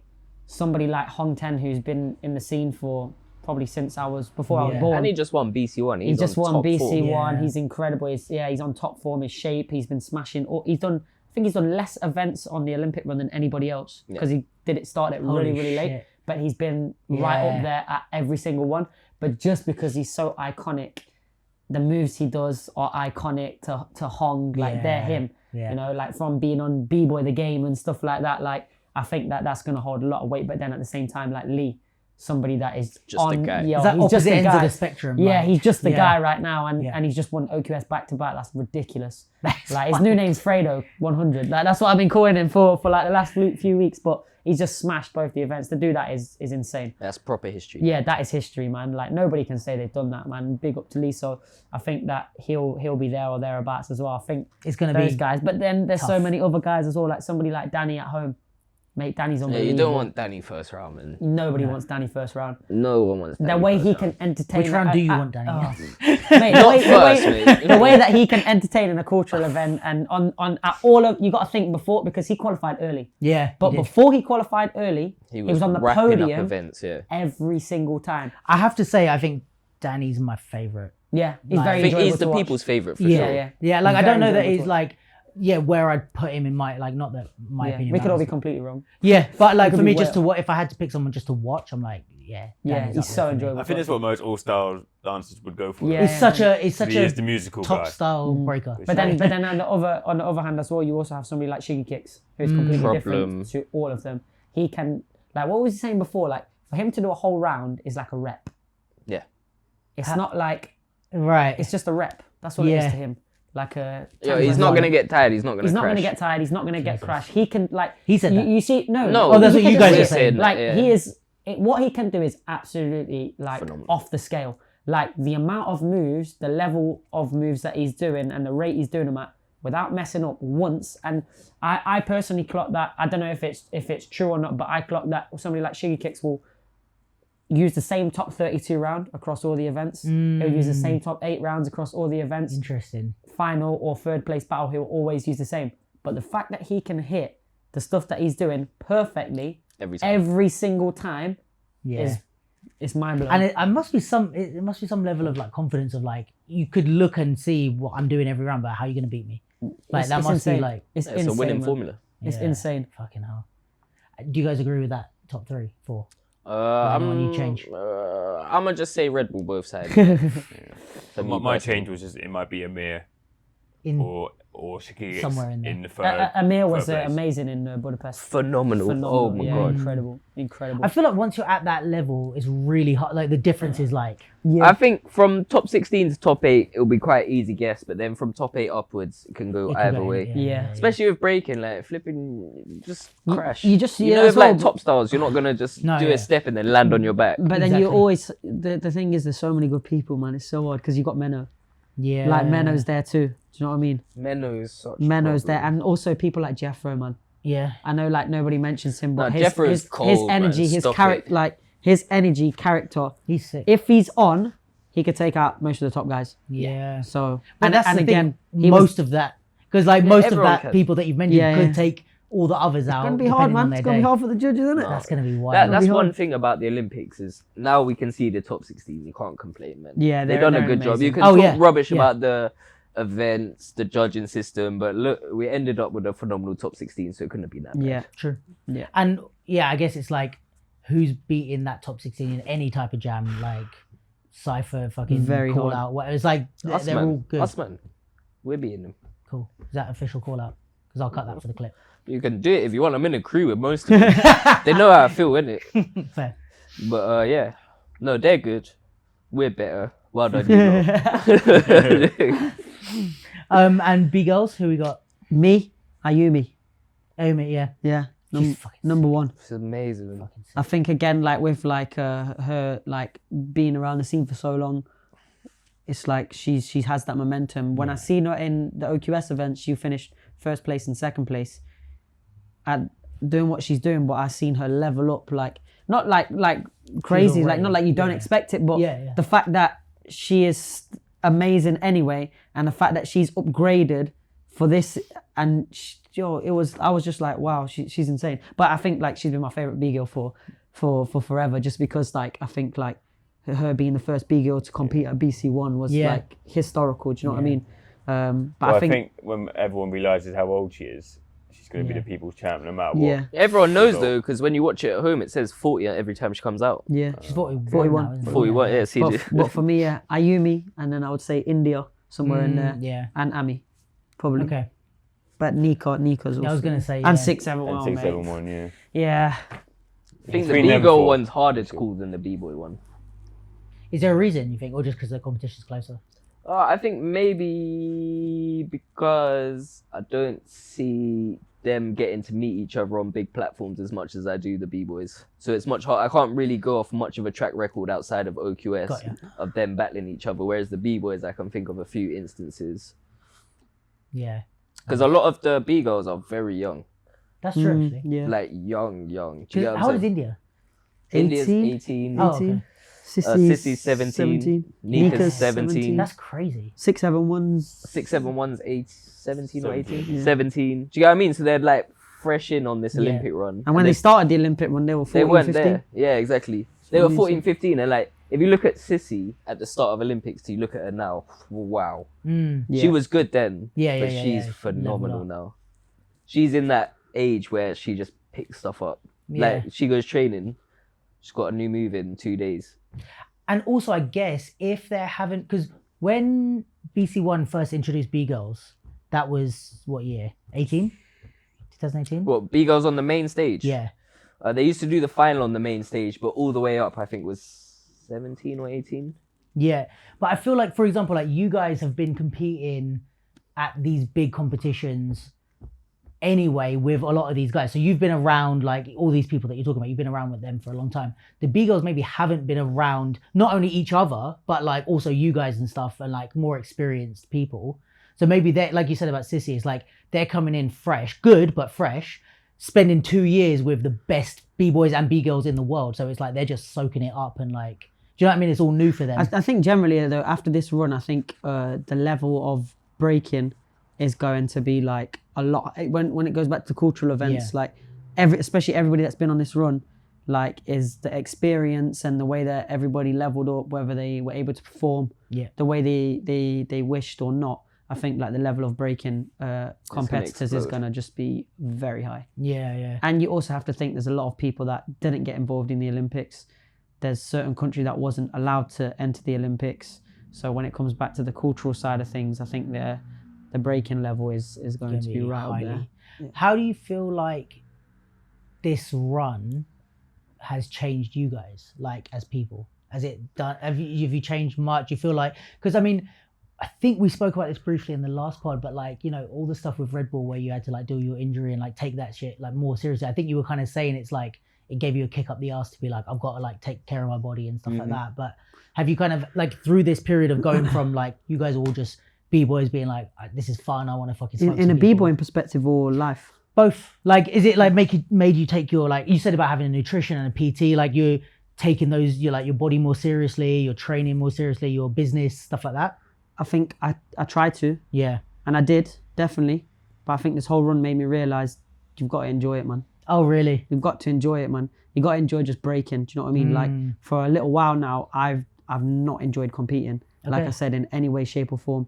I've not enjoyed the way I've danced. Like, but in training, I love it. Like I love it. I love being around the boys, like training. I'm always giving 110% in training. Like I'm not having easy sessions or not, but to do it 5-6 days a week, doing the same thing over and over and over and over again.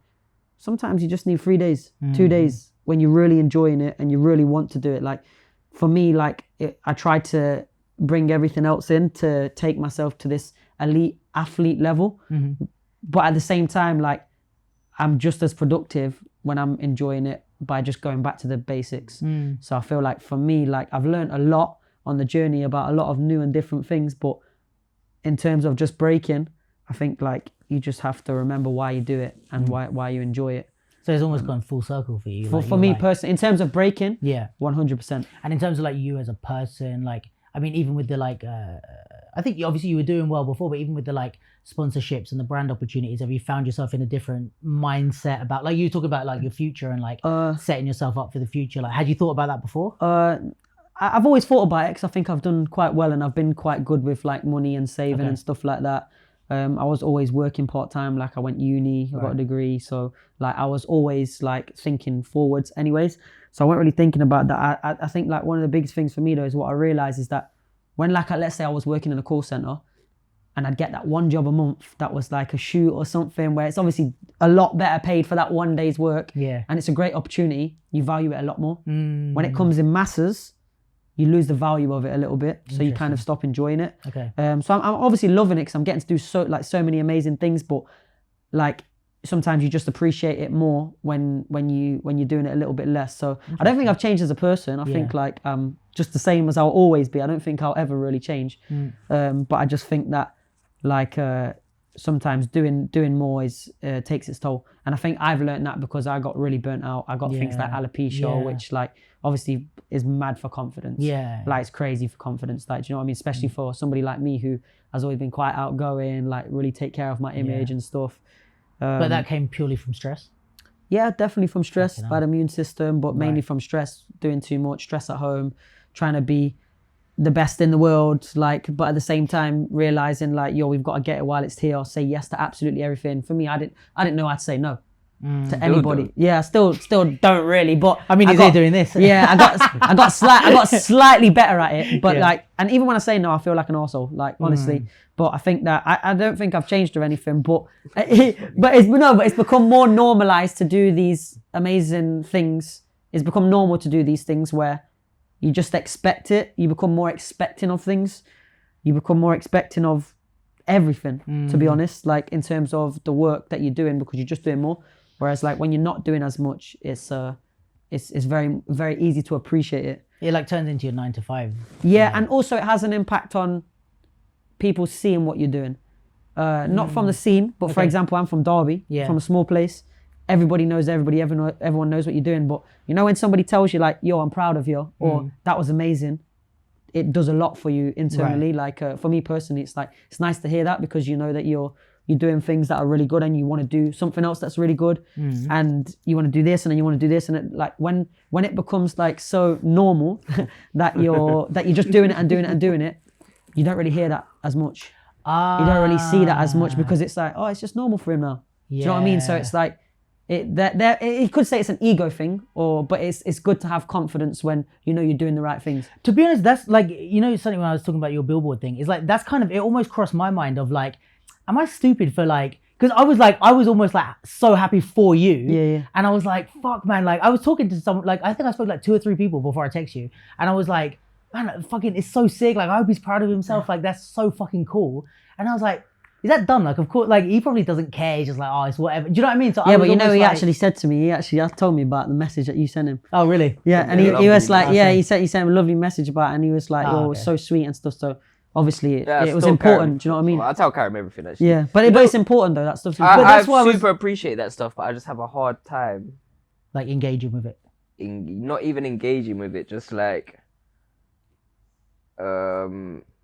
like me, I read that message you sent me a few times, and then I told Karim, oh, Duke sent me a fucking nice message.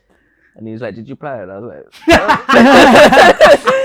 no, but bro, I'm also, it's not like a selfish thing of like, I want you to respond. I was like, as long as you've read it, like, I just want you to know that I'm thinking that. But it's like, what Karim is saying is like, it's really interesting, because it's like, I had that thought process of like, it's dumb to send him a message because like he doesn't care. It's just work for him. You know what I mean? So it's like, I almost might not have said, you know, well done or congrats or like anything, even like about the Olympic stuff. Yeah. It's only from like a few conversations we've kind of had where I'm like, nah, they're going through it and it's been hard work, where I was like, let me like show my support on the pod or whatever. No, but I do get appreciated. that. Yeah, no, it is definitely. And I was having this thing like the other day with like one of my friends and stuff that, you know, like for us, it's not like we're doing great things and we see, but there's always something else. Like there's always something this week and then there's always something next week. And like I said, it's like it becomes expected.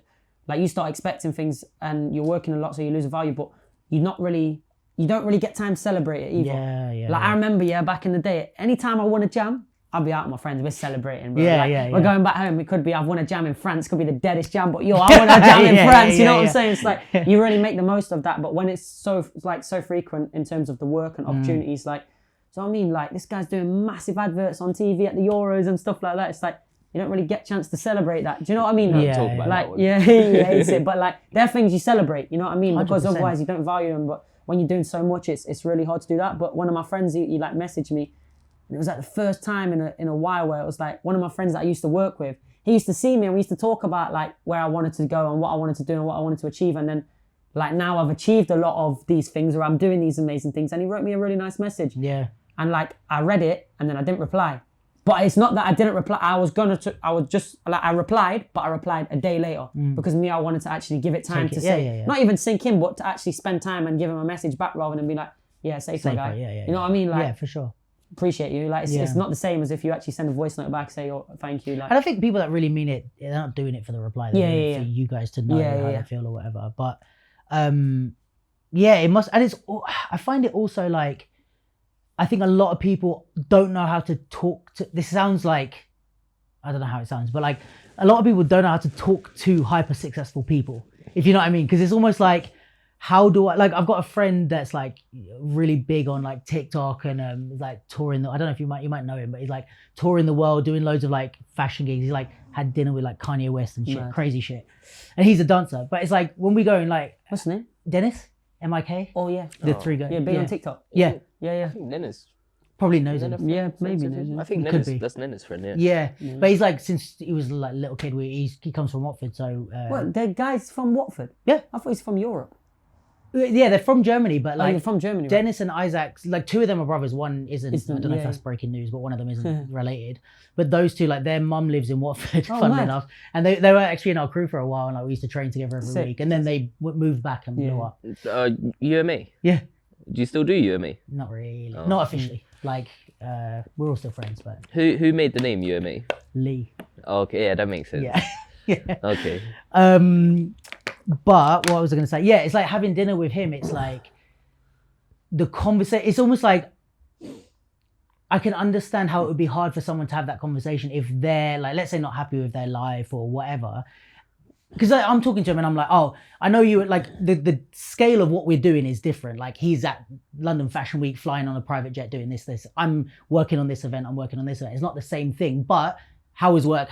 It's like, it's the same conversation. Yeah, but you know what it is, bro? That's the worst conversation to have. What do you mean? Honestly, man, you know, anywhere I go, yeah, I just want to be a human being. Like, not in a sense of like I'm too big not to be a human being, but let's just have a laugh, man. Do you know what I mean? Like, let's be on a human level. Like, but that's what I mean. Is like people don't sometimes know how to approach it. It's like, it's like, oh, so what do you do then? How's work? Yeah. Oh, what's work saying? What's going on? It's like, bro, I don't want to talk about work. Do you know what I mean? I just want to like have a chat and I started about life. hating that from like doing like work in terms of like not like the influencery stuff. I used to do like a bit of it before, like where I was on like little programs and stuff. And it's like, oh, so what do you do then? I'm like, bro, I don't care what you do. Like, honestly, I really don't care what you do. And I don't have any interest in talking about what I do. Like, in that sense, it's like, we can talk about that, but like, let's not make it about that. Do you know what I mean? Like, let's just be like, yo, like what's going I'm on, not defined by this shit. Yeah, like, but I'm not just a even like person. it's defined by it, but it's just because you're doing it so much, it's just like, let's get away from that. Do you know what I mean? A little bit, like, yes. But you do the same thing though. What? You're always doing the common courtesies. Yeah, in a professional setting, absolutely, yeah. But He's I mean, not like, nothing. Me and Karim spend all week, every week for like 2 years Yeah. together, and Karim gets annoyed with everyone talking to him, and like he gets burnt out. But we're right next to each other, and no one talks to me. And it's on purpose. You get what I'm saying? Not in a rude way. Yeah. But like when people come up to me, they say hi, I say hi, and then I turn to Karim like we're having a conversation. Yeah. Karim be like, hey, how's your pet dog? Oh yeah, life's great. yeah, but I'm still People asking like- him how's work, am I? You know what I mean? But how do you guys feel on the like topic we were saying about the like how you've changed or grown as people? Do you think it's because if he's saying it hasn't affected him much, or he's like came full circle? Have you guys had similar or different? Similar to me. Yeah. Yeah, I haven't changed. Like, In terms of Yes, you have. Go on. He's nice now. He's an arsehole before. well, yeah, but that's different. Wait, what? But I as haven't changed as a breaker. sure. I wouldn't say I've changed as a person. I just became friends with these guys. Unfortunately, yeah. But is there, even if you haven't changed, is there stuff you've learned from this that you're gonna like? I don't know.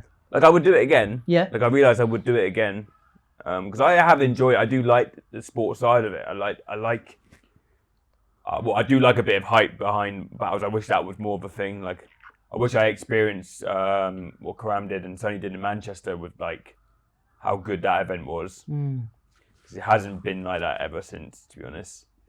But There's a few decent events, but not the same. Hong Kong was like that, and that's why maybe why I did good because I felt the crowd was on my side. Yeah. But yeah, they haven't all been like that. OQS definitely was not like that. Fair. I kind of just wanted to Budapest, get it out not of good. the way. We just didn't get far enough, you see. Yeah. Fair. It was But great. no, It was a I great wouldn't watch, say isn't it? much has changed, to be honest. Like I said, I would do it again, and if it comes around, I'm up for it. And being around like the guys that you've been around in this, like the kind of those guys that we were talking about that might be in the podium positions, is there stuff that you're seeing being closer to them and be like, oh, like I don't know, like they're preparing backstage and you're like, But we're Oh, close fuck, to them man. anyway because it's the Yeah. same people from the culture. right, okay. I fair, treat yeah. everyone the same, man. And, Yeah. Yeah, there's nothing and, that you're picking they up. all treat me the same, so Yeah, fair, same. Yeah, I'm good. Yeah, life's good, man. Yeah. I'm excited to be back to the culture. Yeah. I think I learned that obviously it was a new experience for me. Yeah. And it was great. And I learned lots, had a great time with the boys. And I'm super excited. I think like a lot of people that didn't qualify, came out of it broken. But I don't know, I think with breaking, because I've been here so long, I kind of enjoy a bit of turmoil. Okay. Do you get what I'm saying? Like, kind of. Olympics came and turned my life upside down. And it was like, whoa. But it was, if that didn't happen, I might be getting like stagnant or complacent. Do you get what I'm saying? Keeps you on your toes. And then when Olympics finished, I was like, oh, it's nice to be back. And I guess you appreciate the stuff that you were doing before, even more so now. as soon as it finished, a week and a half later, I was with Castet in Barcelona doing some tiny, shout out Furious Styles jam, very good jam. Some tiny, not in a disrespectful way, just compared size-wise. to the Olympics. Yeah. Just like a real cultural event. And I was crap at it. Because I was like, I'ma just fuck around this event. There's no pressure. And I was so terrible, but I had so much fun. And I remember we lost in the final, and I was with Castet. I was apologizing to Castet. I was like, I know It's me. that's the worst I've ever danced. Really? But I was so happy. She was like, hey, why are you so happy? Yeah, it's fine, because I was very happy. And I was thinking, I'm back in it now. Yeah. That's sick. I was gonna say, do you know what it is like when you're in the Olympic run, you're on the train. So you got if you stay on it and you want to get there, you're on it and you go. Whereas like now we're out, you can have a choice of where you go and what direction that goes in, which is quite nice. And I want to be wild again. And I feel like I can be wild again, which is fun. In terms of just life. Oh, like if it's up to me, when I have free time, all I do is train. Like when Corona came, there was no jams, there was no anything that I needed to do. But I trained every day for a year and a half just because I love doing that. Yeah. And now, which was a great thing at the Olympics, I made good money this year. I can actually just say what I am going to say, what I want to say. It's like, I'm taking 3 months out. I'm taking 4 months out, not from dance, from competing. And then when 2025 starts, I'm going to be a whole new dancer, which is how I want to be. Yeah. But being on that train, you can't do that. Do you know what I mean? You've got to be consistent for the 2.5 years. And everyone's seeing you a lot, so you can't really surprise people. You're not surprising anyone, do you get what I'm saying? And now I'm so excited to start. Like this year is not even nearly finished, but for me, I've pretty much written it off. Because I think, I've been going year to year for like 16 years now. And I really just want like a 6-month break, and then we start a real new page. Because we were also talking about that in the panel talk we did in Kids Breaking. Packers Jam. Yeah. Are you going to the one this Sunday? No, I don't think so. Don't care Andre about us spoke to me breakers. about Kids Championship. Andre spoke to me about one in it's a camp, but it's I know the one you mean in London. Sadler's Wells. Yes. When is it? Sunday. Sunday. So it's a camp, but it's actually There's a jam for the It's actually a ranking event. Andre spoke to me about one in October that I'm going to, but I don't think I'm going to be around for this one. But what was I saying? We was talking about it, Packers Jam. Yes, panel. That like there's no season. No. That you like everything is just all the time. So it's like you don't have that off season to chill, to work on your shit. And usually you can choose your off season. But with Olympics you can't choose it. Can't choose like now I'm choosing. This is my flipping off season. Yeah. For 4 months. I'm gonna come back. I'm gonna be back. Next year I'm gonna be like 6'5" with air flares. It's gonna be lit. I haven't had that opportunity for years. Yeah. So fair. That would be a great thing if all the breaking competitions like organised that, so that was an off season. But I don't know. But it's never gonna flip happen. No. Have you guys heard about the 2 This is just random because I'm 100,000 bags. Going for it. No. Wild, isn't it? I think I was asking the question: is it a dance your style type All Styles battle, or is it an All Styles battle that's like hip hoppy and do you know what I mean? Is it because All Styles is it mainstream music or not? Concept. I have no idea. I wrote them to try and get an answer. Like if it was dance your style, I reckon I'd have a go. But if you it's would, not, I thought you'd say the opposite. No, because if they play Barbie Girl, bro, I'm on job. Trust me. Yeah, bro. But if they start playing like hip hop and stuff, like it's not for everyone. Definitely for sure. I think like it's better if you can mix with like a top styles person. Yeah. In an event like that, especially if it's Breaker all styles. But the people that are going to turn up for that is going to be a joke. Do you think it's 100 recs tax free or not? Do you think they give you 100 recs and then you pay tax on it? What's the rules on prize money? Well, I mean, you guys will know more than I. Well, winnings shouldn't. Well, about that. Nah, we ain't clearly won, so. Grabbing up my bum. No, but you've won more battles. No, like winnings should be tax free, but sometimes it doesn't work out that way. Like if you go to a casino, you don't get taxed on the money you win at the casino. And is it different bringing money if you're getting paid from France and you're not in if you're in England? Well, good luck fucking declaring that. It's not going to be cash, is it? No, it's going to have to be a transfer. So then you're... 100 grand is a bit insane. I think it's too much, to be honest. Yeah. I think it's brilliant. Yeah, what the fuck No, are you as in... talking No, about? all right. What the You said... fuck? Did you agree with me? Hey, you know what? No, but you know why I say is like not too much as in for the dancer. Of course, it's great for them, but like the difference between like What the fuck is that? like, how many more people are you going to bring to an event with 100 grand than you are with 50 grand? You'd still get the entire world coming for 50 grand. So they might as well do 250 grand. I mean, after a certain point, it doesn't matter. It's like we're all It coming. does out. matter. 100 grand It is does crazy matter. though, bro. Yeah, 100 grand. And you gotta think, if you do that event once, it can be as big as massive events out there. Yeah. Like a Dance Your Style, for example, is huge right now. I mean, I watch all the videos. I love it. Yeah. I love watching it more than breaking. Do you know what I Really? mean? So yeah, it's so entertaining to watch. But you put a jam on for 100 bags and everybody's. I've already turning booked my tickets to go. up. Yeah, everybody's Who's turning your- up. Who's your dream duo For all styles. for that event? That's the thing is because who fucking knows And how much like, are the how judges they're getting gonna- paid as well? How much are the judges getting paid? And how are you going to eliminate bias, bro? Fuck that. Who's your dream who's duo? duo? I think it's got to be someone like the best, like someone like Victor or Lee, like maybe Lee. No, are we talking breaking though? Or are you talking No, about- the 2 on also, 2. I'm gonna say Lee and then someone like MT Pop or No, Supreme. who? Supreme. Oh fuck yeah, He can he's fully good do as hip hop fuck. dance too, man.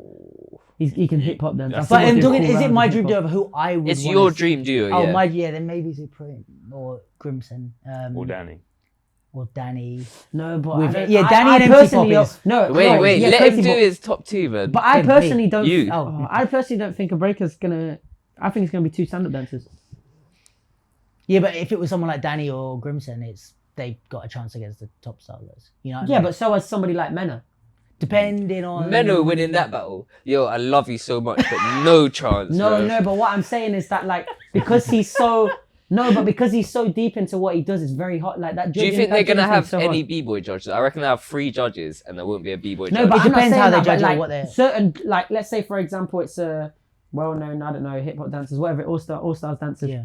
They're gonna like let's say they're Red Bull especially or whatever they are. Right, they're gonna know the top breakers. Do you know what I Yeah. mean? And they're gonna know that would Menno think. is the guy. Do you know what I'm saying? So I'm saying that he could.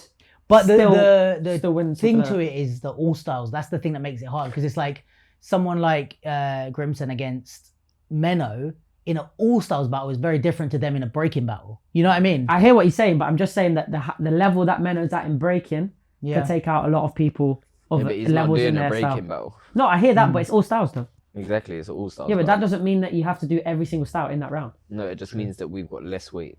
No, I think we have less weight, but I'm just saying that somebody like Menno could do as well as the others. That's what I'm saying. You agree? Yeah, because he's so high in his style. Who's you guys' dream duo? then? You haven't even done your dream duo. I think mine would be like Danny or Grimson and MT Pop. I think would be mine at the moment. Who's MT Pop? Wow, it's fucking sick. Yeah, he's like the best popper in the world right now. So, He's- Korean one. Vietnamese. Yeah. Racist. Reform.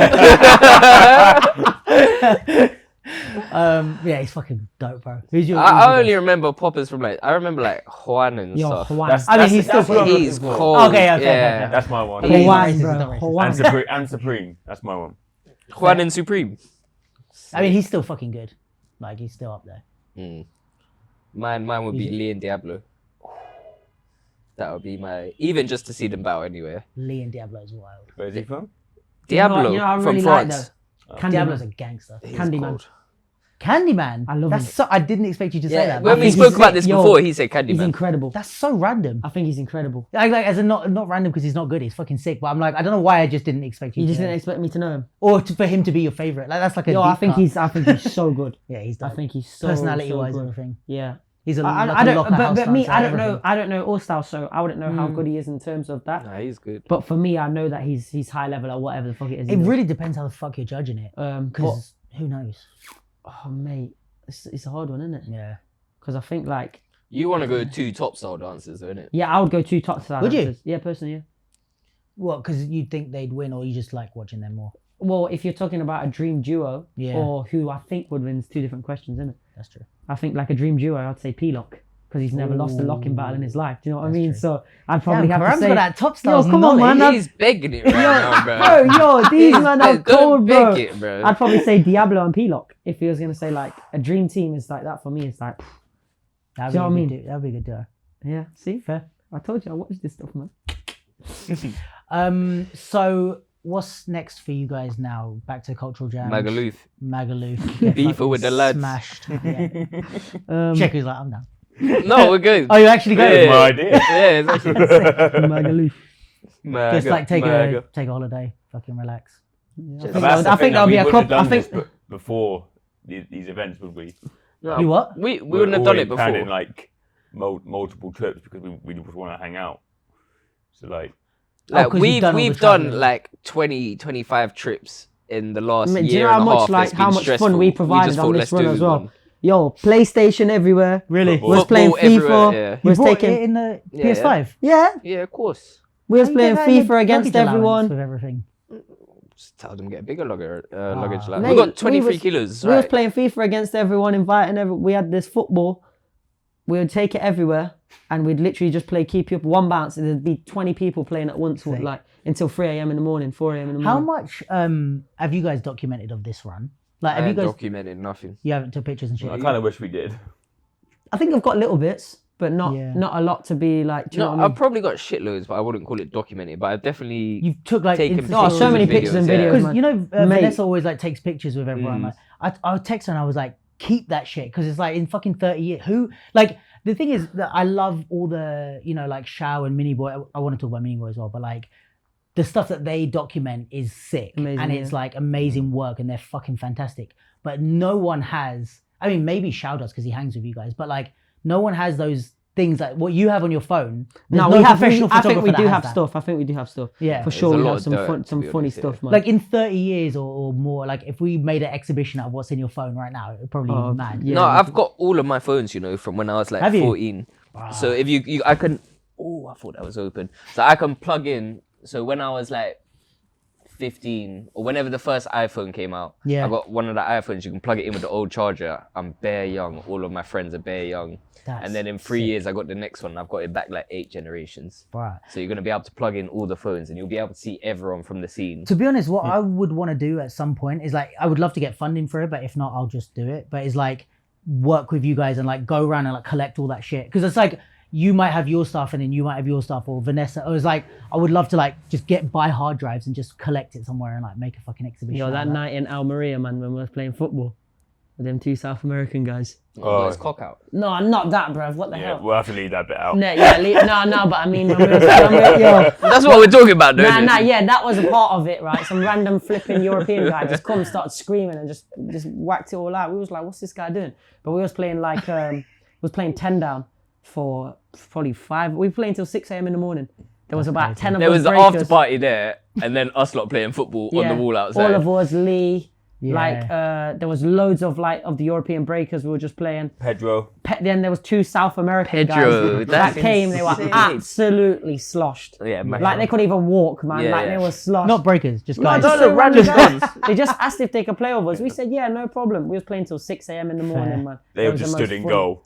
Yeah, Oh, mate, I got the Adam. funniest videos ever of this guy. Like it was like a simulation where the ball would go past him, and 2 seconds later he'd swing his leg. I was He's on lagging. The floor, man, I was on the floor crying. They just made watching push him at one point. Yeah, to save the shot. Yeah, mate, it was brilliant. Honestly, That's fucking sick. The memories that like from this. It shit was like a is- movie. Yeah, it was fun, man. That's crazy. That's the best way of saying it was a movie. Yeah. Yeah. Maybe like the Hangover. It was great, man. It was That's good fun. dope, man. But And yeah, I got all of the Polaroids though. I got shit on my wall. It's like full of Polaroids. but Like, and I got hundreds of them. So that's fucking. I got that as documentation. But I don't think anyone will ever see that. Yeah, obviously there's some stuff you got to keep for yourself, but yeah, I think like at some point there's got to be like someone's got to do an exhibition of like I'd fucking pay to go see that, like all that, like you said, like you guys when you were kids, or like especially people that's like you. There might be people that are like new to the scene now. It's like, for example, like India. It's like we've got, you know, all the stuff with her now, but so you don't know who she's going to be, where she's going to end up. And it's like, oh, remember when she was, you know, 17, 18 doing the WDSF run or whatever. But yeah, and I was going to say about Mini Boy and Shao, but like Mini Boy is fucking, I was talking about it on the last pod, but the documentaries he did, have you seen them? Oh, amazing, yeah. The Lords of the Floor and the Break-Ins, he's what? I said he's a cut above the rest. Wow, insane. And like, he was already dope when I saw the like clips and stuff, but that the documentaries, I was like, he did a fucking amazing good job of that, man. And it was like, I don't know if you guys felt this as well, because obviously you're more tapped in on the break-in side, but like for me, I was watching it, I was like, this is really clear if you don't get break-in. Mm-hmm. I sent it to my mum because she always keeps asking me like, oh, before the Olympics you got to explain this break-in stuff to me. So I sent her that because I was like, it's clear and it makes sense, but it's not corny. Like some of the Netflix stuff I've seen is a bit like, yeah, it's a bit like we get it. Mini Boy's from the culture. Yeah. Have you ever seen Mini Boy dance? I've seen some clips that he's he's good, man. Is he? Yo, he's good, man. Sick. Have you seen Mini Boy dance? Yeah. Yo. Brilliant. Mate, he got some stuff. Is it? I remember we battled them in Outbreak in the country versus country, and obviously he was on like Team Slovakia, and he came out, and obviously I'd never seen him dance before, and he just blew up, and I was like, no, like real what? blow ups. Yeah. Not he like, just does blow, he's like the his video blow, man. like he's doing real blow. I think he went like elbowed like 2 turns. He would have gone elbow track. Yeah, straight 2000, like 2 turns, and then a drill like at the end. I was like, raw. So was he big as a breaker first, or like he was never big. Okay, he's just good. It was good. I saw him on the Rebel Western. Yeah. No, he was not like a nobody, but I mean, he didn't like the blow levels. up and then he's switch. like the GOAT for me of anything filming to do with breaking. 100%. Like without him, I think we'd be looking like 10 years ago still. Yeah. Like even his influences, you see like even the way when he started like chopping around the social stuff for a few people, everyone started using the same kind of 100%. layout, the same cutting, everything. And also it comes from TikTok and stuff. But even before TikTok was like that influential, Mini Boy was like the prototype for how we're going to edit cool videos this year. Yeah. He's fucking dope, man. And And he was a WDSF judge, wasn't Yeah, he only judged 2. fair. But that's what I was saying about the things that he directed, because I saw it was like directed by Mini Boy. I went to watch it, and I'm thinking, oh, it's going to be a little like, I didn't know it was going to be like a long thing. It's not like he didn't lean into any of the effects to like, it's a proper documentary, it's like proper well filmed. Like, it makes people want to get involved with it. Yeah, and it's not, that shit is so, actually, I don't know if it's harder than that. It's definitely like the edits are time consuming, but to like put together like a narrative and like have us like understand, and the interviews to interlink with each other. It's like, it's not fucking easy to do that shit, man. No. But yeah, shout out to him. Shout out to him. You should do an interview of him. Bro, Mini I would Boy. fucking watch that. Yeah, I'd watch it. I would love anytime he's in, there's so many people that it's like when they're in town. he? Funny guy as well. Yeah. Yeah. He's a cool guy. There's a few people, I'm going to Jack of All Trades in Montreal, and there's like some of the breakers are there. Have you heard about Jack of All Trades? Do you know the concept? No. I'd be interested to see what you guys think of it. It's like they started off with popping, and they broke down popping into like the different type of styles under the umbrella. So after you get through prelims, it's like the first round is like, let's say like, Boogaloo. yeah, or like tuts and lines, and then the next round is like footwork, and then the next one is that. So then because that went so well, they expanded it into hip hop and breaking. So like, I don't know what the concepts are in breaking. He's done something similar like that in New York for breaking. Oh yeah. Yeah. I won it. Oh, sick. And it was like each round is. Well, the first Come on. one was the arena, wasn't it? Did that? I don't know what that is. No. Netflix. It was good. No, Good though. it was like El Nino and Kid David. They just did top rock round, footwork round, power Oh, move. I think I do remember that. Oh, in the time ago, same like 20 competition. a little while ago. Because I Yeah. know there's been like footwork battles and Yeah, stuff like but that was the closest thing to that. Yeah. That was the first I've seen. But I guess they could do it with other things like. But what was yours? It Footwork. was like then it was like 4 Look it rounds up. every time. It was 1 round of footwork, 1 round of power, 2 rounds of whatever. Oh, okay. And did you like it? It was different. It was very different.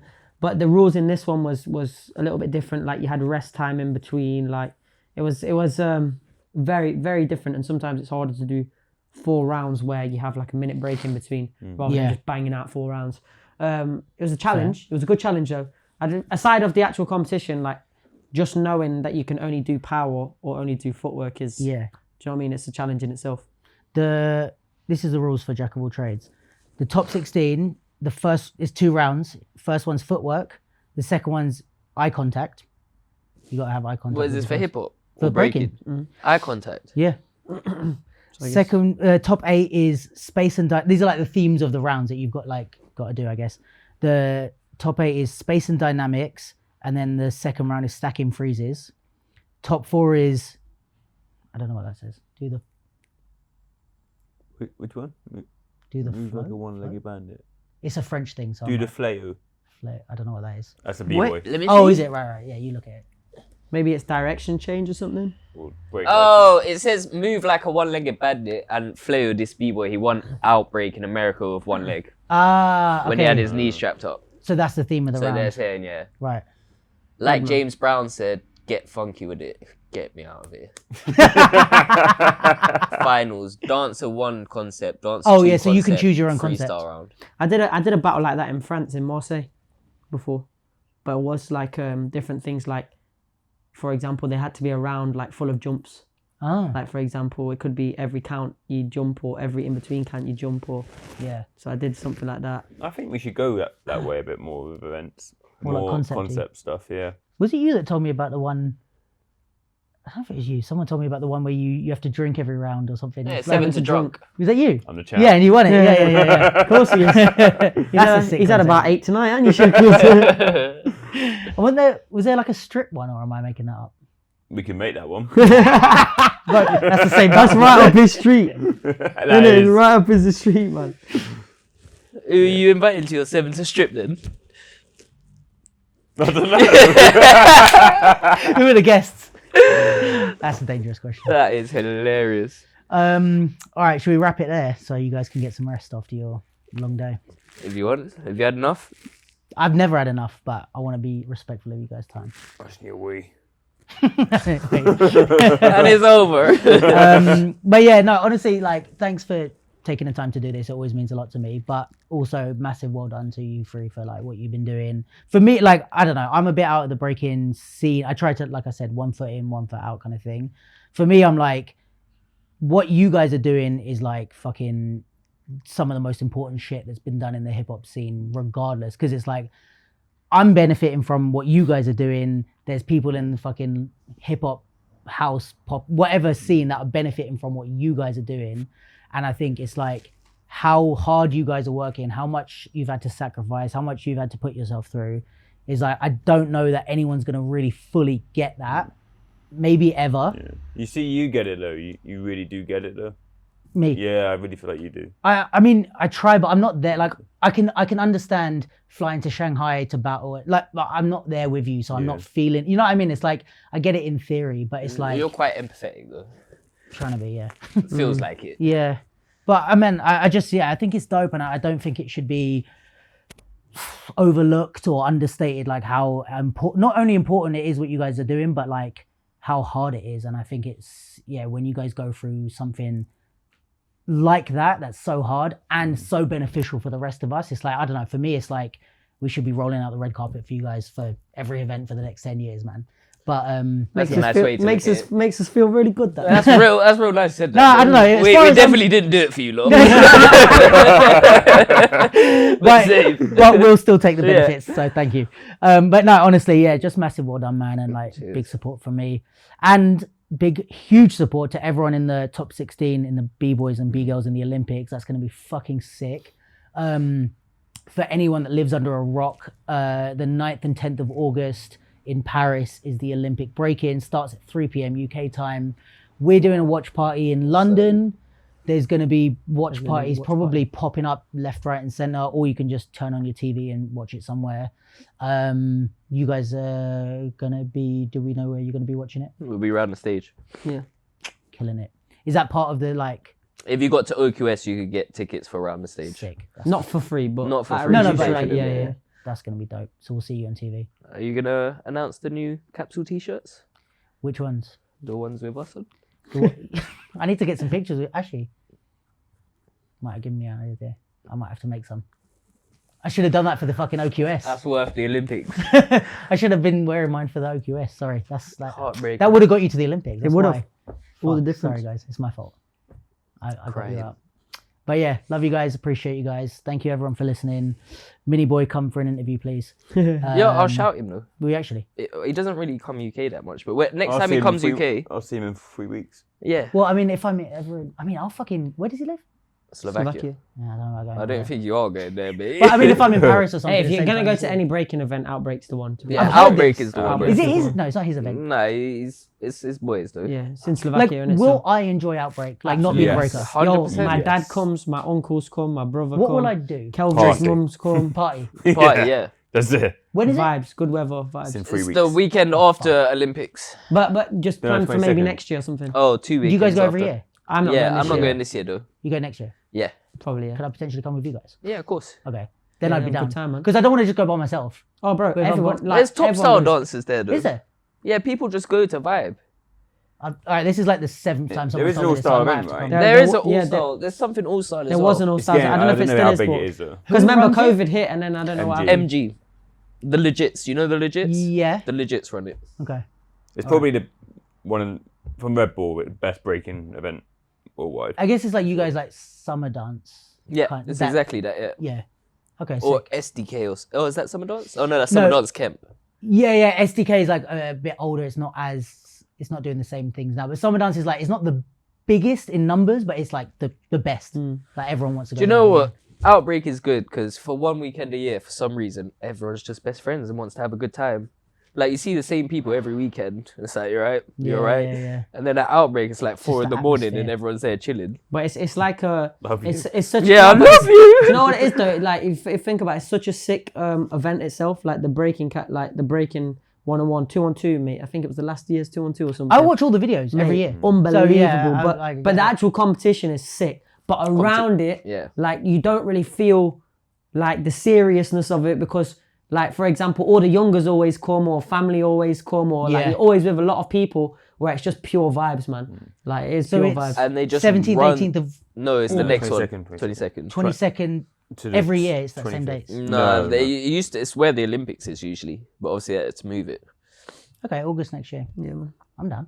I think it'll be earlier next year though. It will be beginning of August next When year. Or the- July, end of July. End of July, Always yeah. end of July normally. Yeah, usually it's end of July, It's mad and then hot as well. IB is 2nd of Mad August. hot. And that's in which country? IB? No. Oh, Slovakia. Slovakia. Okay, cool. It's in the arse end of nowhere. Cheap as chips, so right in the Cheap as mountains, chips. yeah. Yo, and The events Outbreak, at like there's like these swimming pool, like everything, like the shopping centre, like it's they sick. run the city Yeah. Really? You It's like walk around- IBE type of thing, like shuts down the city. for that. more than IB because it's in Really? a much smaller city. It's sick, Mad. sick, man. And accommodation's easy. Yeah, if you book now, you can get a banging Airbnb for so cheap. Sick. All right. I I need mean, to do that. cool. No, I mean like if you book now for the For year next after year. this one, Oh, yeah. right.